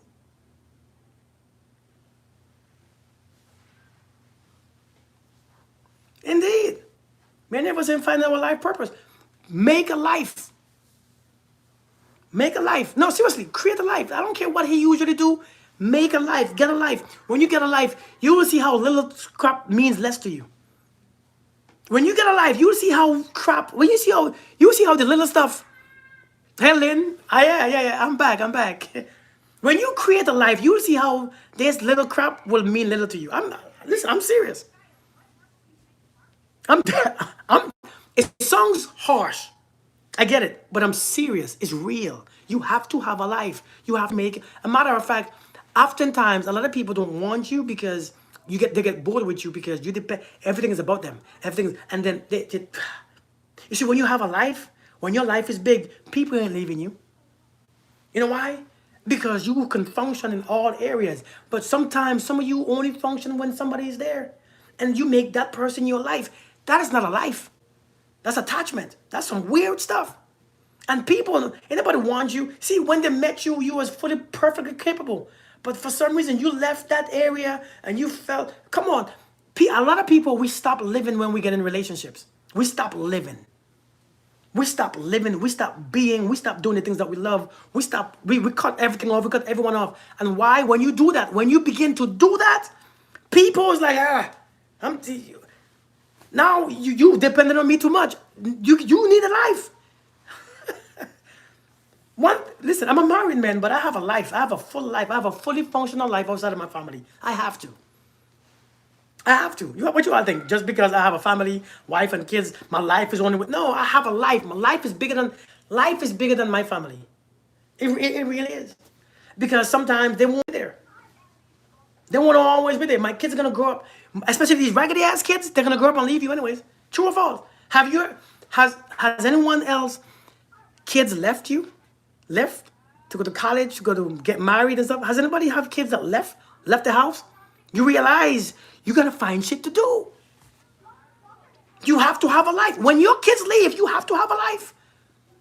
But if you wait to have a life until your kids leave, you're gonna be miserable. You're gonna be a miserable person. I'm telling you, man. Yeah, you gotta have a life. So one person can't be your life, man. To F that. If you didn't like them, we wouldn't even notice we were. You're right. You ain't lying. This guy I'm dating always being consistent, and once I thought, but when I asked to confirm something, he was saying to see on his phone he didn't want to show me. I got triggered and cut it off. Was I right? I can't tell you if he was right or wrong, but hey, if you want to see his phone and he doesn't show you, I don't check my wife's phone. She don't check mine. I don't want to see what's on her phone. She don't want to get to see what's on mine. I don't have that. I can't do that. I can't live like that no more. I really can't. And so I realize in my home, I have a wife, as me. I don't check my her phone could be right there. I'm not curious to check her phone and see who she's talking to and stuff. She has a whole life. She's a grown woman with a grown life. She gotta do what she gotta do. She's working, she got people she's working with. I don't know who it is, I don't care who it is.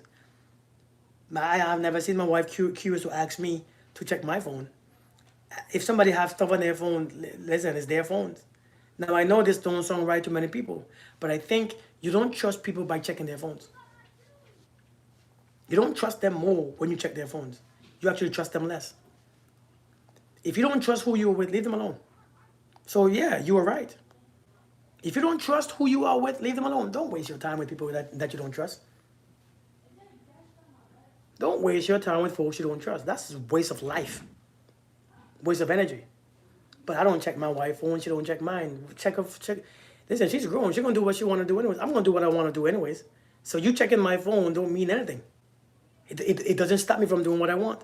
Me checking her phone don't stop her from doing what she wants. I mean, can we be honest though? Yeah. Me checking her phone, she just found other ways. If she really wanted to step out, she found other ways. True or false? And we know this. If I know you checking my phone, I'll find other ways. I'll start hiding this and hiding, man. I made the right decision. And I'm telling you, yeah. But yeah, don't be with people that you can't trust. That's us. Be with people who you can't trust will F your nervous system up. Energy draining behavior. And facts, Naz. If a person wants to cheat, they will cheat. Trust is bare minimum. Facts. If you with somebody that you can't trust, understand, it will mess with your nervous system every single day. That's how you want to live? No, that's a lot. That's a lot. Everyone. Happy Saturday, Nancy. How are you doing? Thank you. If you can't trust the person that you're with, then you're not really with them. To prevent is to be with someone that, yeah. When he says he's not ready for a relationship, but treats you like a girlfriend, then he's telling you that he's not ready for a relationship. He's telling you that he doesn't want a relationship. He just knows what to do. Some men and women know what to do. When I was a terrible person, I knew exactly what to do. I knew exactly what you like. But if I tell you I didn't want a girlfriend, as long as you don't expect, listen, there's nothing wrong with that. He's telling you, he's being honest with you. See, if a man is honest enough to tell you he doesn't want a girlfriend, right? If he's honest with you, telling that he doesn't want a girlfriend, then and you accept it, then what's the question? He's perfectly fine. Everything that he does and you accept is perfectly fine. You can't say he lied. Yeah. I mean, Alexa, the reason why I know a whole bunch about these stuff is because I did a whole bunch of these stuff too. I mean, I'm just being honest. I mean, I'm not gonna hide it. There's nothing to hide. It's not just lie about. I'm not proud of it or I'm not proud of it. It's just I lived I lived a very terrible life before I became this person, this version of myself. I was terrible. I mean, I'm just being honest. I mean, I ain't gonna lie to you to pretend that I was, you know, I was with an avoidant, different. Hell yeah, hurtful. I don't blame you. It's one of the best coaching tips you gave me. Wait, which one is? Which tip? Sue, what happened with what? But no, I mean, I'm just saying, I was one of the guys that you probably wouldn't like if you knew me from before. But people. Oh yeah. I'm telling you, man. What made you change? People ask me this question a lot. What made you change? Nothing made me change. Seeing what I was doing wasn't working made me change. The stuff that I was doing wasn't working. It wasn't making me better. It wasn't strengthening me. I was broke. I was tired. I was drained. I had nothing. So I'm like, well, if I keep doing this and this happening, I gotta stop what I'm doing, do something else, and maybe I might have a different outcome. And so that's what made me change. Is because, the stuff that I was doing was really useless. Those experiences lived, right. I was tired of doing the same crap all the time, so I had to fix it. Ship it ends with violently. Can't do it. If the stuff ends with violence, I wouldn't rekindle anything. If this stuff ends with violence, I wouldn't do anything. I wouldn't rekindle anything. I won't be curious. I will stay away. Thank you for reading my question. You're very. Did I read your question? I hope I did. And you're very welcome. You're very welcome. Time and living help me change. Yeah, because when you listen, once you're a man out there doing all this crap, playing all these games, your nervous system is jacked up too. Okay, you see, like when you're being cheated on, and you living with a person still, and you know that the person is being is being raggedy. I'm talking about like raggedy behavior. Your nervous system is messed up. The man who is doing that lifestyle and messing with that lifestyle, his nervous system too is effed up too. We having the same nervous system, like for real. Like, so my nervous system was effed up. You think I trusted anyone? I didn't trust no. You think a thief trust anyone? No, a liar don't trust nobody. A liar thinks everybody lies. His nervous system is messed up too because he don't trust nobody. A thief don't trust nobody. A murderer don't trust, because why? They are in it. They're in the energy. And so ain't like a person who cheats a lot and do all this crap and this raggedy behavior. His nervous system is jacked up. It's shot. That's why he can't be with a woman. That's why the woman that he's gonna choose, he's gonna give hell to. When he's ready to settle down, he's gonna give them hell. Why? Because now he's thinking that they're doing exactly what he's doing. They're thinking he thinking that they're doing exactly what he was doing. Yeah, that too. So I mean, but your nervous system, man, your nervous system will tell you exactly where you're at. Hey, Lisa Brown, good to see you. Long time no see. My ex-male friend told me over and over again during our relationship that he wasn't cheating on me. You see, my ex-male friend? You mean somebody that you was messing with? Because your ex-male friend mean like a friend. That sounds like a friend told me over and over again during our relationship that he wasn't cheating on me. He lied. I asked him point blank, why did he turn his cell phone over every time I visited me? Hey, Mooney, how we doing? You don't want him to turn his cell phone over when he visits you? Why not? What's wrong with a man turning over his phone when he visits you? What's wrong with that? It shows respect. He don't want to be bothered with stupid messages and calls. He's there with you because he want to spend time with you. Why should he keep being distracted from his phone ringing, people texting him? So, sometimes everything is not always about cheating. I think we got to stop. I would turn my phone down too if I come visit you. I would. It doesn't mean anything. It means that I don't want to be disturbed. Seriously, it means that I don't want to be bothered. I don't want people to call, or I don't want to see no call coming up or no text, because why? I'm not there. I'm here with you. Why would you want him to turn it over so he can keep checking it? Because if you keep checking it, right? Greetings, Leo. How we doing? If he keep checking his phone and looking at his phone and seeing it every time somebody calls and every time somebody texts, and then you're gonna say, "Man, you don't give me no attention," right? And so let the man turn his phone over. Let the man. No, people just know it's not because he's hiding something, but it's his phone. Let him do what his phone as he pleases. It's his phone. Let the man turn his phone over. Lord, like seriously, I get it. People can cheat that way, but listen, some people are just doing it for respect. I turn my phone over too. When I go to a meeting, I turn my phone down because the more thing I see, it distracts me because now I'm curious. Who's that? Oh, wait, what did I say? I'm reading stuff and I'm talking to somebody else, so I turn hey, I'm turning this shit over. It's respect. They want to give you all the attention. Take the attention. Don't worry about nothing else. You see, sometimes we can be so cheated minded that we don't even realize that we're turning people away. We're turning people off. If I'm with you, if I'm start dating you and you're always looking for me cheating, I'm done with you. I don't want it. Yeah, Miss America. Yeah, Karen, for real. If I'm with you and you keep thinking I'm cheating, I can't do that. I'm done. Turn my phone down too. I put you put in your purse. I don't want to be. Let the people give you the attention. They are there with you. Let them give you the attention. Stop assuming that everybody's always cheating and everybody's just always doing all this dirt. Heal from your past. If him turning up, yeah, facts.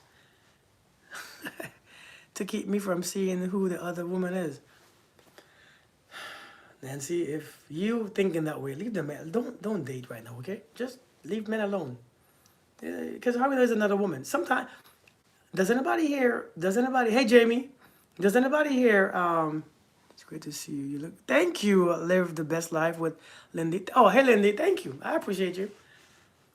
Listen. Sometimes you have to let people. If you're not ready to be in a relationship, leave people alone. You know what I mean? Leave people alone because sometimes we be doing too much. I'm doing good, Jamie. Good to see you. We be doing too much, man. You know, it's not everybody want to be bothered by people all the time. You know, it's not everybody who is cheating. It's not everybody who's a liar. It's not everybody who be doing all them stuff. Yeah, it happened before. Thank you, Carol. Thank you so much. But yeah, hey, Sean, everybody is not always doing it. But I promise you, you're going to push the good ones away. You know, the men who want to argue with you is the men who don't want you. See those men who are going to argue with you, especially when they meet you and try to explain themselves all the time? Them men don't want you. These men want sex. A man who is decent and who is not into that stuff, as soon as you start to bring cheating and stuff, they're gone. They're done. Because they know for a fact. You see, because it's not that they want your body or they want your sex. No, if they want your sex, they're going to argue with you and put up with nonsense. A man who's just coming into your life and you have this non-trust, this distrusting mindset, oh, you don't. I'm good. You good? I'm good. I'm gone. I am completely gone. But if I wanted some ass, I'll go back and forth with you. I ain't gonna listen. When we get older, we're not going back and forth with people. Right? True or false? I loved your video about the weird folks. I know, right? The avoidance. I see a video to him and he said, you know, because it's true. It's true, man. If you see real red flags, just leave. That's the beautiful thing about dating. Yeah. He's weird. I told him, well, started asking the women up front if they're weird too. Listen, man, here's the deal. Like, for real. Like, when you're messing with them, these avoidant people, these avoidant attachment style, and, you know, but the thing is, the video about those avoidant people don't bother us, you know. Sometimes it's you see, avoidant people, you know how they get you? They're mysterious. They're quiet. They don't bother you. You bother them. A lot of you, I'm telling you, you bother them. They ain't even trying. They just be doing their own weird stuff. They be by themselves. They go, and you, why ain't you calling me? And so many, especially women love an avoidant man because he's not thirsty. He's not trying too hard. Matter of fact, why he's not going hard on me? Why ain't he?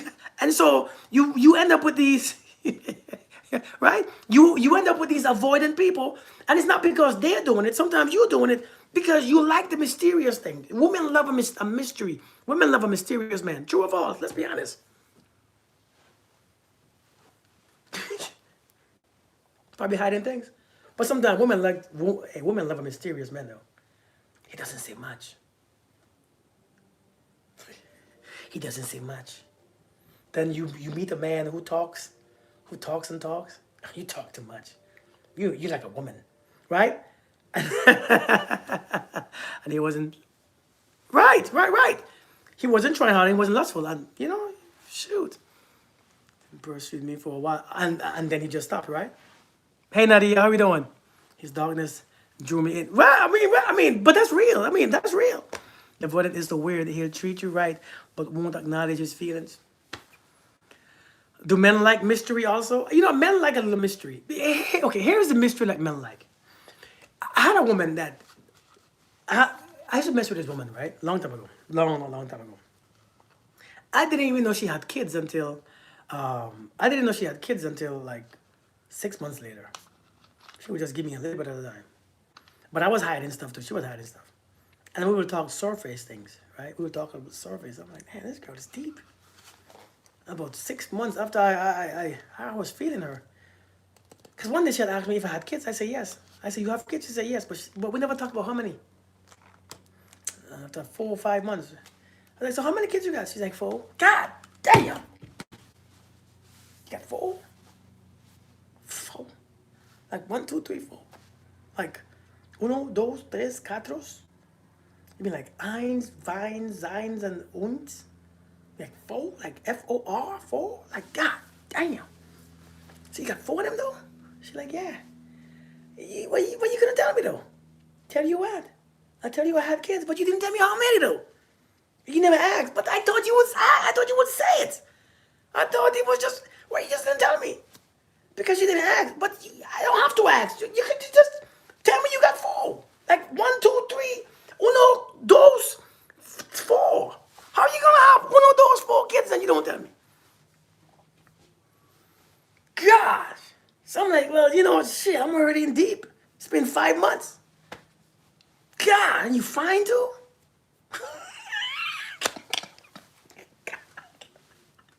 Jeez. So I gotta decide, man, do I want this? So I'm like, okay. 4. So I met her kids. I met her kids, I was like, that's a lot of noise. I'm not saying that having kids is bad, but I'm like, that's a lot of noise, boy. Yeah. Like, do they play all day like this? Do they always play? Like, are they always this loud? She's like, yeah, they're kids. I said, man, I can't keep doing it. I said, but you're fine, though. God damn. Whew. I said, all of them is yours? You're like, yes, I told you I had 4 kids. You just told me yesterday. Ah, damn, 4. 4. I said, boy, I can't do it, man. That's 4. So you gotta feed all these kids all the time? She's like, yes, my kids. I'm like, God, with food? Baby's kids. I was like, God, so we're gonna take them out with us? I had one. Lord, I had one. I had one that was just born. I was like, Lord, I can't do 4, man. I can't. My nervous system, I can't do people's kids, man. We don't have any rage. I can't. I can't do kids. Because I don't really like kids. I don't really like kids. What should a woman do if a guy don't reach out to her? Should she call, text? How long it's been since she reached out? Hey, Risa. Quite true. No, I have 3 now. This is a long time ago, man. Yeah. Marcy, for real. 244. Oh, you 44? Okay. No, I didn't marry her. No, I didn't marry her. No. Actually, you know what I did? Never mind. I won't even tell you what I did because you are going to judge me. I have one and man, I'm telling you, I don't even. So why were you dating her with a newborn? I wasn't with I wasn't with my newborn mother. It was something that happened that I was you know, yeah, I'm married currently. Yeah, it's a long story, but no, I wasn't with that lady. You know how people get pregnant and single? That was one of my situations. You know what I mean? But I was like, man, you're gonna get a stage. Wait, hold on. I asked a question. How long did it take for me to walk away? Let me tell you this. To be honest, man, to be honest, so somebody said, cause she was fine. you know, oh, if a man don't call you in a week, shoot, he didn't call you in a week, and well, you can text a man too, But if it's always a week and 6 days and 5 days, then shoot, cut your stuff, make your distance. I mean, if it's always that long to not communicate, he's not interested. Write a book. I know you got some. Risa, I got some story, man. I got some story. No, I did. But, Mez, that's one of them stories that I'm going to have to tell at a different time. That's a whole different story that many people won't understand. But that's a whole different story, man. That's a whole different story. I was in a space of some dark places. I was in some very dark places, man. But that's something that after my PTSD and stuff and my anxiety disorder, that's a whole bunch of crap that was happening to me, man. Yeah, that's when I just came from Iraq. Yeah, I was in some stuff.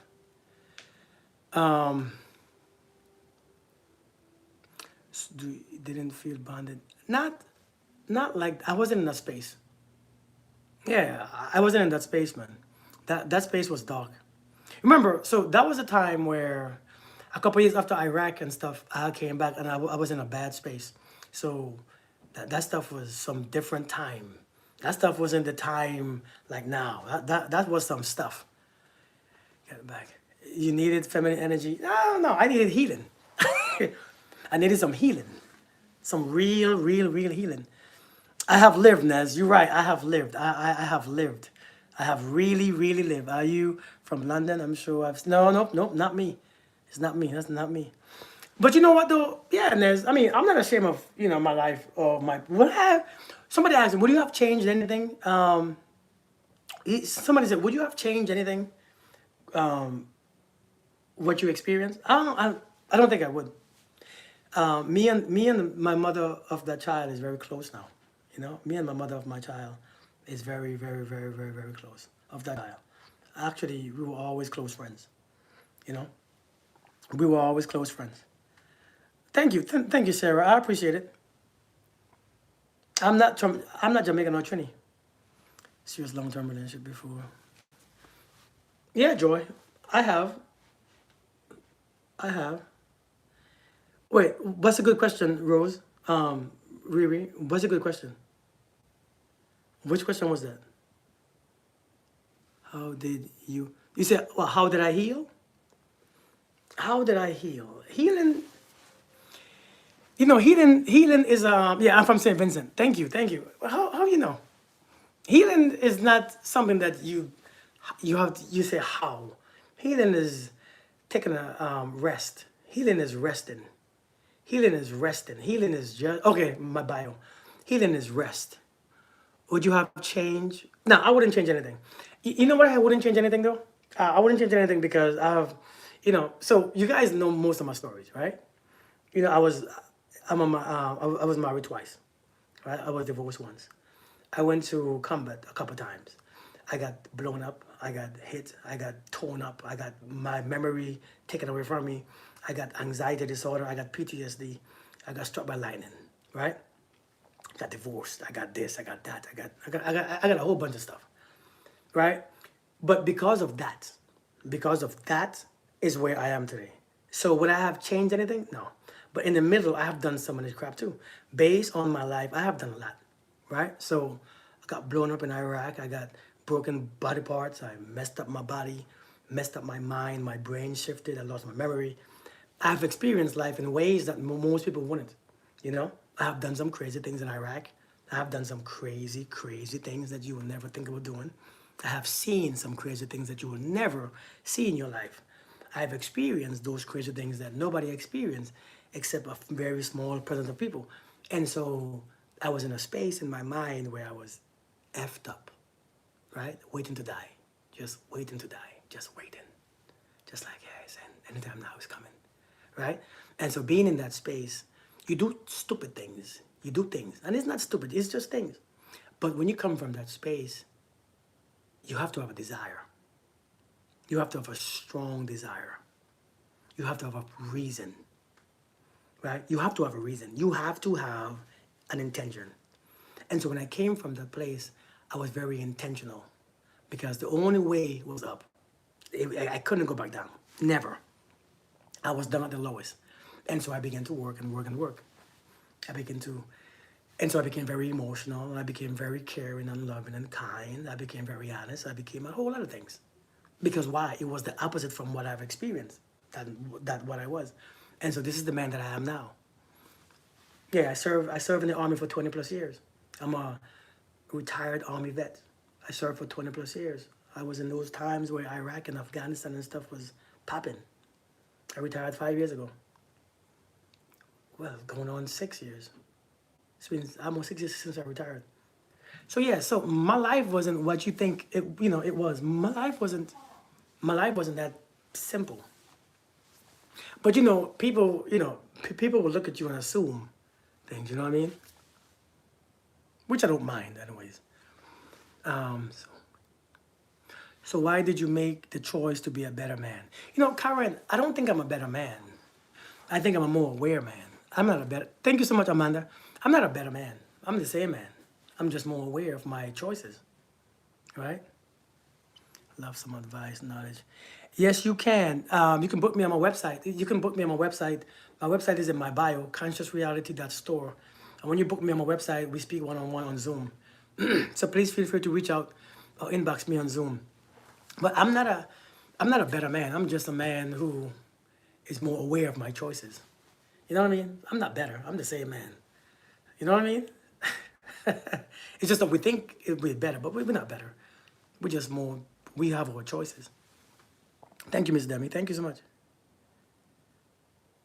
I was dating the other day. We were all lovey-dovey in 1 week up to Thursday and Friday. Well, what happened? Did he stop? Yeah, I became self-aware. That's the thing. I became self-aware. I became aware of my own thoughts and my own feelings. I became aware of my own life, my own reality. Do I claim Hindu? I'm not Hindu. Why you ask that? Hey, Chesney, where you been? I became aware. Yeah, I became conscious. But yeah, I was in some things, man. So when you ask, healing and stuff, I've went through the process. Oh no. I'm not Hindu. Monkeys. I'm doing great. I more study the Buddhist traditions. Yeah, I more study the Buddhist traditions than the Hindu tradition, which is similar, anyways. But yeah, but I'm not any practices. I'm not any religion. Well, he started ignoring you. He doesn't like you no more. You know what I mean? He doesn't like you no more. He just don't like you no more. That's okay. You studying the Tao? Yeah. You mean this one right here, huh? Oh, you didn't see it. This one right here? Dirty Ching?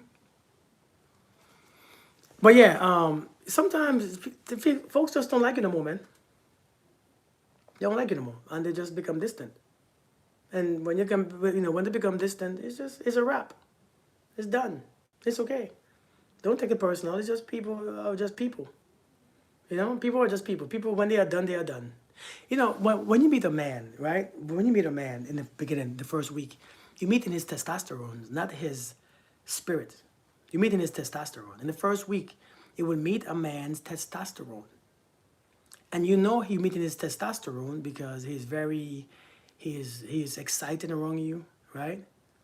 He's excited around you. He's horny. He's sexual, over-sexual, and his testosterone is acting up. his testosterone begins to speak for him. After he gets what he wants, his testosterone goes down, and his reality, what he really likes, comes to awareness. And when he realizes that he doesn't really like you because his testosterone stops speaking, he begins to distance himself. But a man, you will meet his testosterone first. And that's every man. To be honest, it's not a bad thing. It's just that some men pass that level of understanding. His testosterone is talking. Let me get to know her first. You know? If I can be honest, where a man like you stops. That's things, if I can be honest, when a man you like stuff. Yeah. I mean, it feels terrible. It do feels terrible, but sometimes it's just, everybody do it. Women do it too. Because it's not a bad or good thing. It's just sometimes you talk to a guy, you dated a guy, you realize that you don't like him that much. And you distance yourself. You tell him, hey, listen, this ain't gonna work. But because everybody do it. Yeah. That's why you can look for excitement and feelings and chemistry. When you meet somebody, one of the worst things to do, as far as your teaching and leading. Wait, did I miss a question? Oh, the website is www.conscious reality, which is KONSCIOUS reality REALITY.store. That's their website. I'm sorry. With the wrong. Right. But when you meet somebody, right? I didn't know you were in combat zone. Yeah, brother. Yeah. I guess I judge by, bro. When I was deployed in the infantry, there was no MOS. There was no difference in MOS. I was out there getting tore up because most of my guys didn't make it in the infantry company. And so I was convoy commander, I was lead vehicle, I was all of the stuff. I did some things in that place, man. F me up too, jacked me up.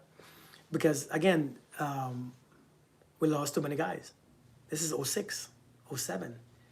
So I've seen some things and done some things. I've experienced some things. I have seen some things that the average person will never see in their life. But yeah, and so I was logistics, but I was an infantry battalion the first time I deployed, and the second time I deployed, I was an infantry battalion. In that battalion, we lost too many people, so they say you're no longer logistics. You were infantry first. So I was out there doing it.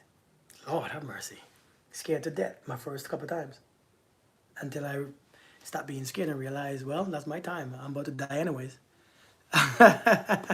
Thank you, Worthy. Yeah, I was like, well, I'm about to die anyways. And then I just really stopped caring. I just did my thing. You were saying when you meet someone. Yeah, Kimberly, sorry. And I say this all the time, when you meet somebody, one of the first things that you have to understand is that you have to let the chemistry don't confuse you. Chemistry will confuse you every single time. Right? And many times when you meet somebody, chemistry is what you look for because it feels natural. It feels good. It's a good feeling. So you gravitate towards how you feel, which is chemistry. Right? And so when you gravitate towards chemistry, you get jacked up. You get caught up into feelings and emotions, and then you stop. Then when somebody stops talking to you, you feel bad, and you feel this and you feel that, because now you was high, and now you have to go back down. And that's the shame. That's the walk of shame. You see, when you meet somebody, the chemistry is strong because chemistry can be faked. Do you know that? Chemistry can be faked. Do you all know that? Chemistry is not what you think it is. Chemistry can be fake. So when you meet somebody, they meet you, and bam, you're good. And now everything is good. But if you meet somebody with this high chemistry, understand this. There's no way up. When you get married, there is no way up. When you get into a real relationship, you can't go up anymore because you already met somebody with that chemistry. So what happens when somebody stops calling you and texting you? You have to do the walk of shame. Go back down. So that's why you're going to hold on to, but he doesn't call me no more.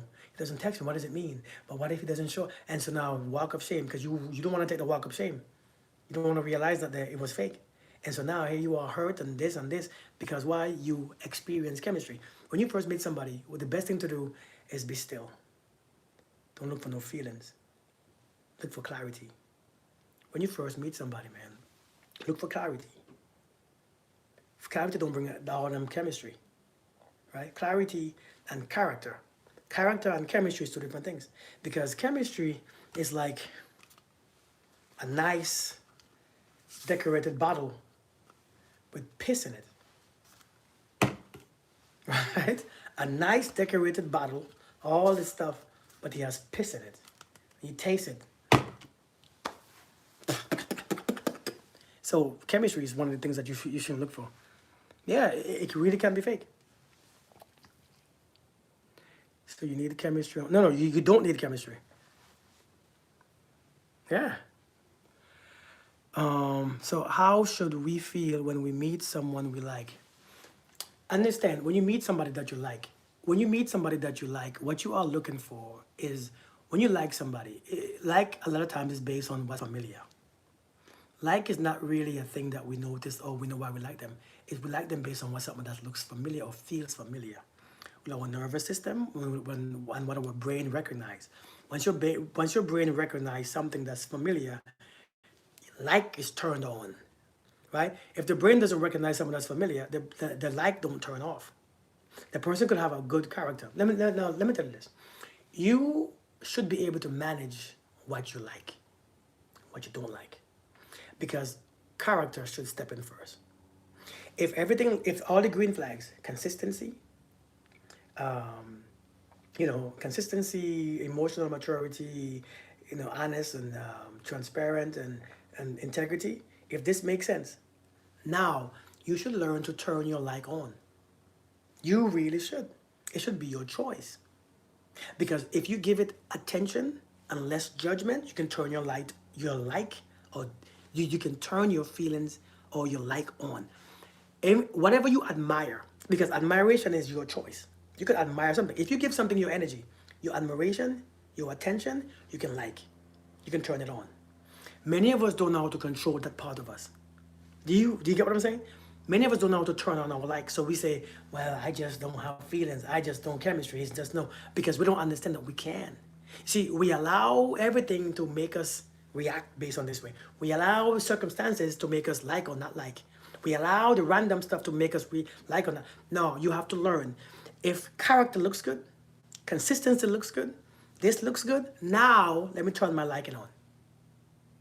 Now, if you like somebody, nothing is wrong with it. But still, focus on character. Don't let the like fool you. Like is only familiar. Only what you're familiar to is what you like. That's why you like cheesecake, because you are familiar with it. That's why you like, what's that thing called? What sushi? Because it's familiar. The first time you ate it, you probably hated it. But you did it again. And you did it again. And I like it. Why? Because you give it attention, you give it time, and you did it yourself. You never not like something at first, and then you ended up liking it? Nobody? Foods and anything else? Physical attraction comes stronger with connection. Physical attraction. You see, here's the thing with physical attraction. The thing about physical attraction is just we like what we see. It suits our eyes. And so we are, we like it. And I mean, nothing wrong with physical attraction. But the more you like somebody, the more you are in tune with them spiritually and emotionally, the more physical attractive that they become. Seriously. That's why sometimes when you're done with somebody, when you no longer want them, they don't even look that good to you anymore. Like, what the hell did I see? Why? Because your feelings, your emotions, your connection was strong. You turn that shit off, they don't even look as good as them all.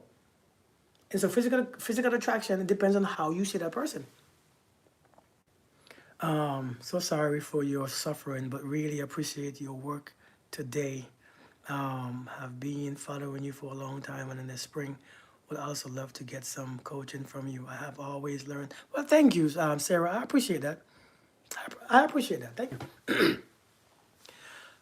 What happens when some important boxes are ticked, but there's no attraction? You turn on the attraction. You turn it on. You turn on the attraction. That's what you gotta do.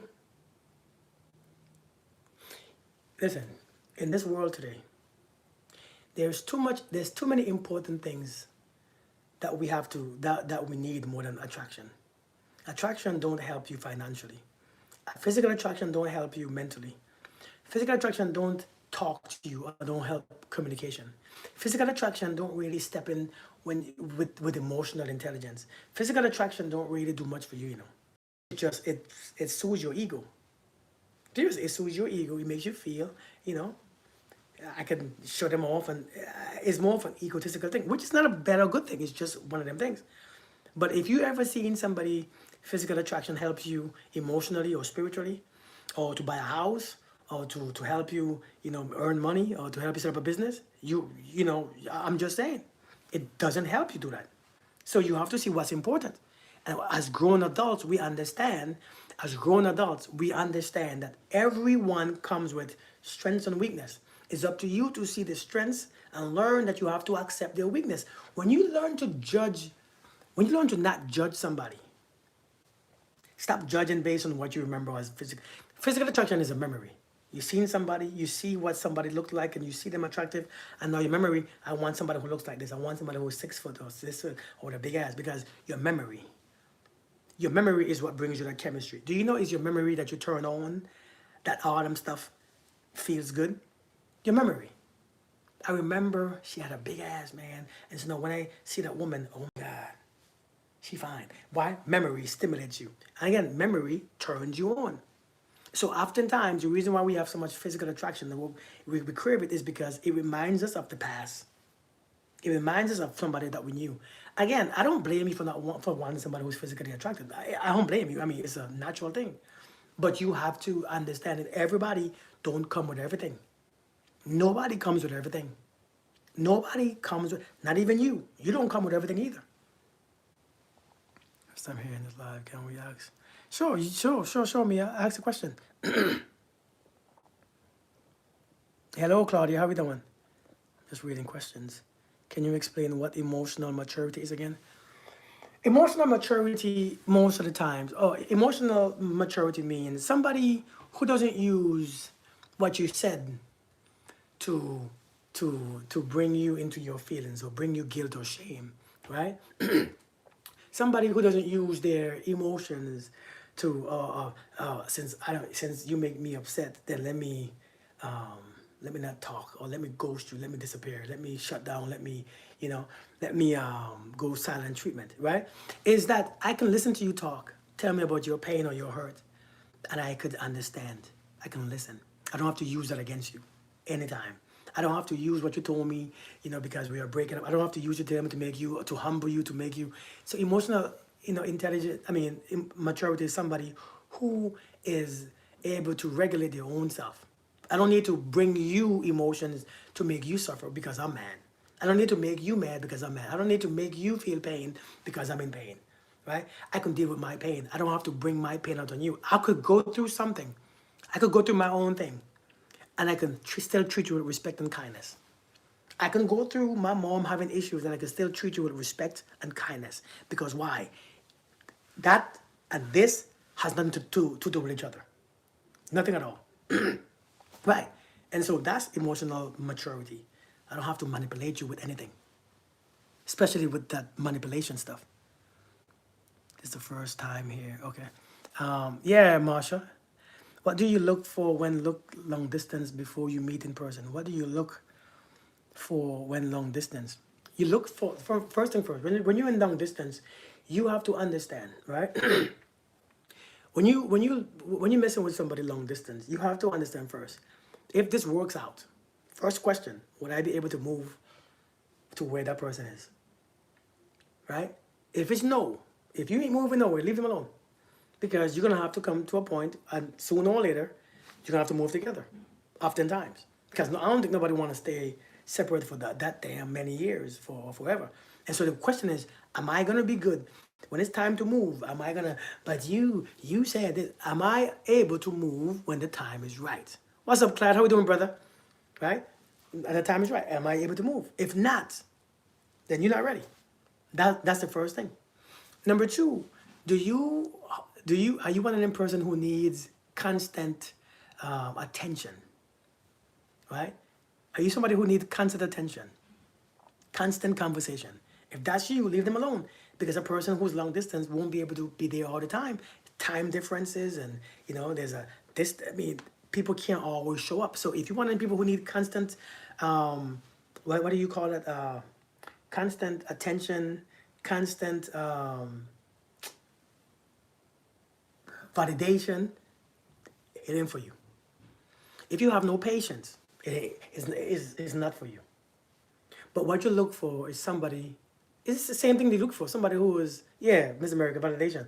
It's somebody who always show up, right? Somebody who's showing up still. Somebody, and in these long distance relationships, you build and understand. Thank you, Carolina. In these relationships, long distance, what you're gonna learn is that anticipation that you are building can be confused as love. It's anticipation. You want to meet this person. It's like you talking to somebody behind a sheet that you can't see. And so you're curious. And when you are curious, you develop feelings that you think is feelings, but it's your resistance to not being able to see them. And so now you think that you are so attracted and you think that you want them and you love them so much, but it's your anticipation and your resistance that you are experiencing that you think is love. When you finally meet that person, you realize you don't really like them.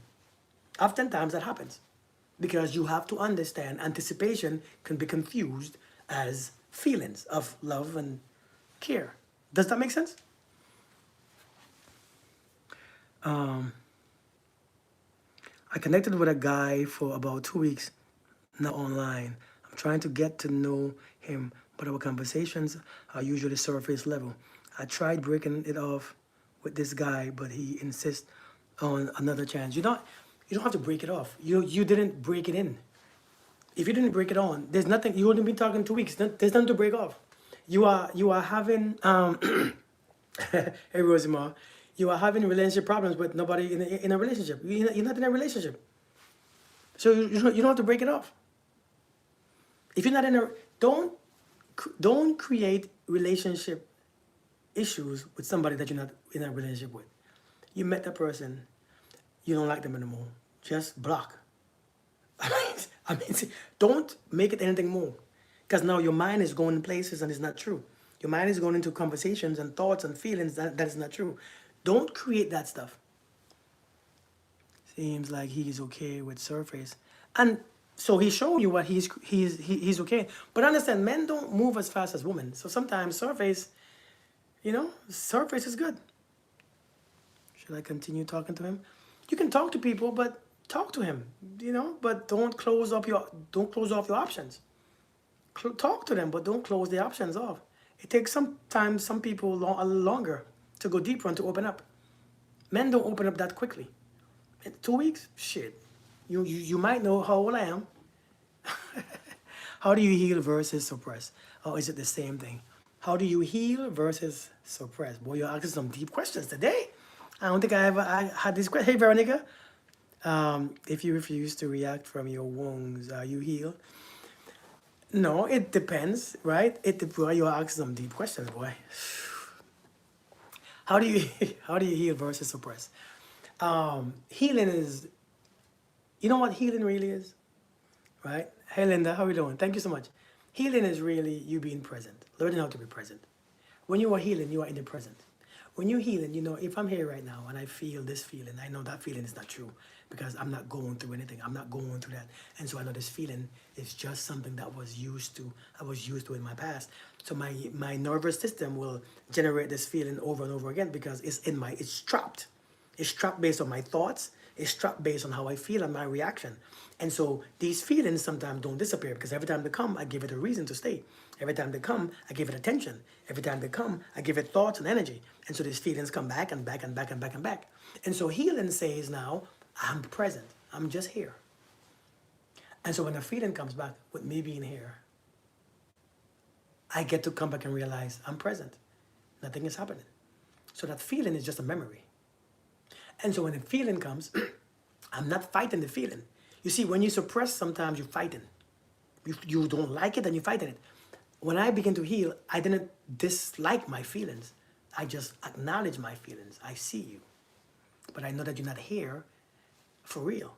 I know it's a memory. If I give you energy, it sticks in my body becomes stiff, I become tense. So let me relax my body and let the feeling pass. So the more I can be present and relaxed, the feelings pass, right? If I'm tense when the feeling comes, the feeling stays. And when it stays, it messes me up on the inside. And so when I begin to sit in the present moment and learn to sit every day and be present, and learn to sit and be present and sit and sit. And when I tell you the anxiety disorder that I have, my depression that I experience, my PTSD and stuff, when I begin to sit and those feelings begin to come, I begin to understand, hey, it's just past connections. It's past. It's a past experience that my memory brings up, and so my feelings comes up, right? And so as it come and I did nothing, if I didn't give it no energy or no food, it gets weaker, and it gets weaker, and it gets weaker, and it gets weaker, and it gets weaker, and it gets weaker. And so when it gets weaker, it doesn't need to come back, because there's no fight. I'm not fighting you, because my feelings are not my enemy. One of the first things to understand about feelings is that they're not your enemies. They're not coming to destroy your life. They're coming because if every time they come, you feed them. It's like a stray dog. If you met a stray dog and you give it food, it follows you home. It follows you home. Why? He doesn't know if you like him or not. But you gave it food. So it comes where you are because it wants more food. And if you keep feeding it, it stays. True or false? If you keep feeding it, it stays forever. Now he's your dog. He doesn't want to go, because he knows that there's food there. When you stop feeding him, he takes off. Just like these feelings. And so when I sat there and I didn't give it my feelings any attention, I saw them, but I didn't judge them. I didn't judge myself for having them. Do you guys understand what I'm saying? Do you guys get what I'm saying? I didn't judge myself for having these feelings. I didn't get upset for having these feelings. They didn't bother me. They didn't annoy me. I had to learn to let the feelings be, because it was true. I saw it. I was there. I felt sad. I saw this. It wasn't a lie. I was hurt. I was blown up. It wasn't a lie. So when it comes to memory, me being blown up, it was true. I got blown up. But now I'm not being blown up. I'm perfectly free. Hey Taylor, how you doing? Good to see you. Long time no see. And so as I stopped feeding them, they began to subside. And I began to my second thing was to put new emotions in. I had to put new emotions in, because my body needed new emotion. It needed new emotions, because I wasn't using those new emotions, because the world wasn't giving me those reasons to. So I put new emotions in every day. So first and first, I sit down for hours, 30 minutes, hour, and I let the feelings come. And when the feelings come, I did nothing. And as I sit here, for the next 15 minutes, I put new feelings in and experience those feelings. Let my body get used to those new feelings, those new emotions. And as I get my body get used to these new emotions, what happens over time as I keep doing it, my body begins to crave those emotions. And when you put new emotions in your body, you begin to crave them. It's food, it's energy. It's nice seeing you for sure, for sure, for sure. I thought you was off of here. And so that's how I realigned my nervous system. That's how I changed it. That's how as we call it, healing. It's not about healing. It's about feeding yourself different energy, different foods. It's about feeding yourself different thoughts and emotions.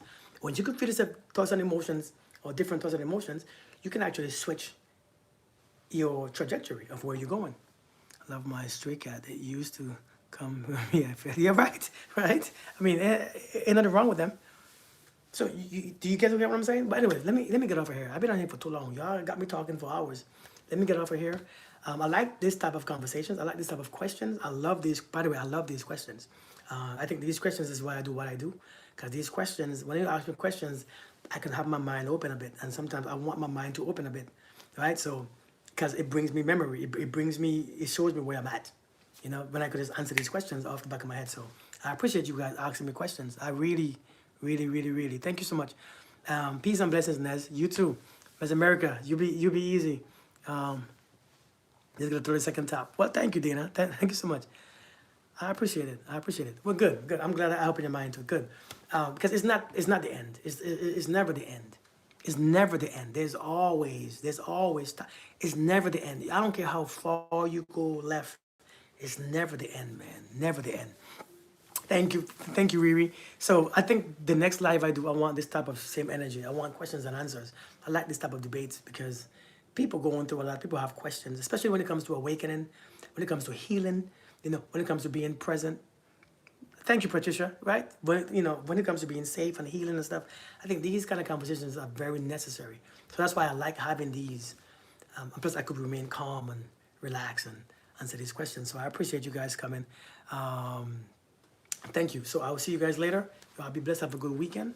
I will see you guys probably on Monday. I might come back live. All right. I'll be blessed.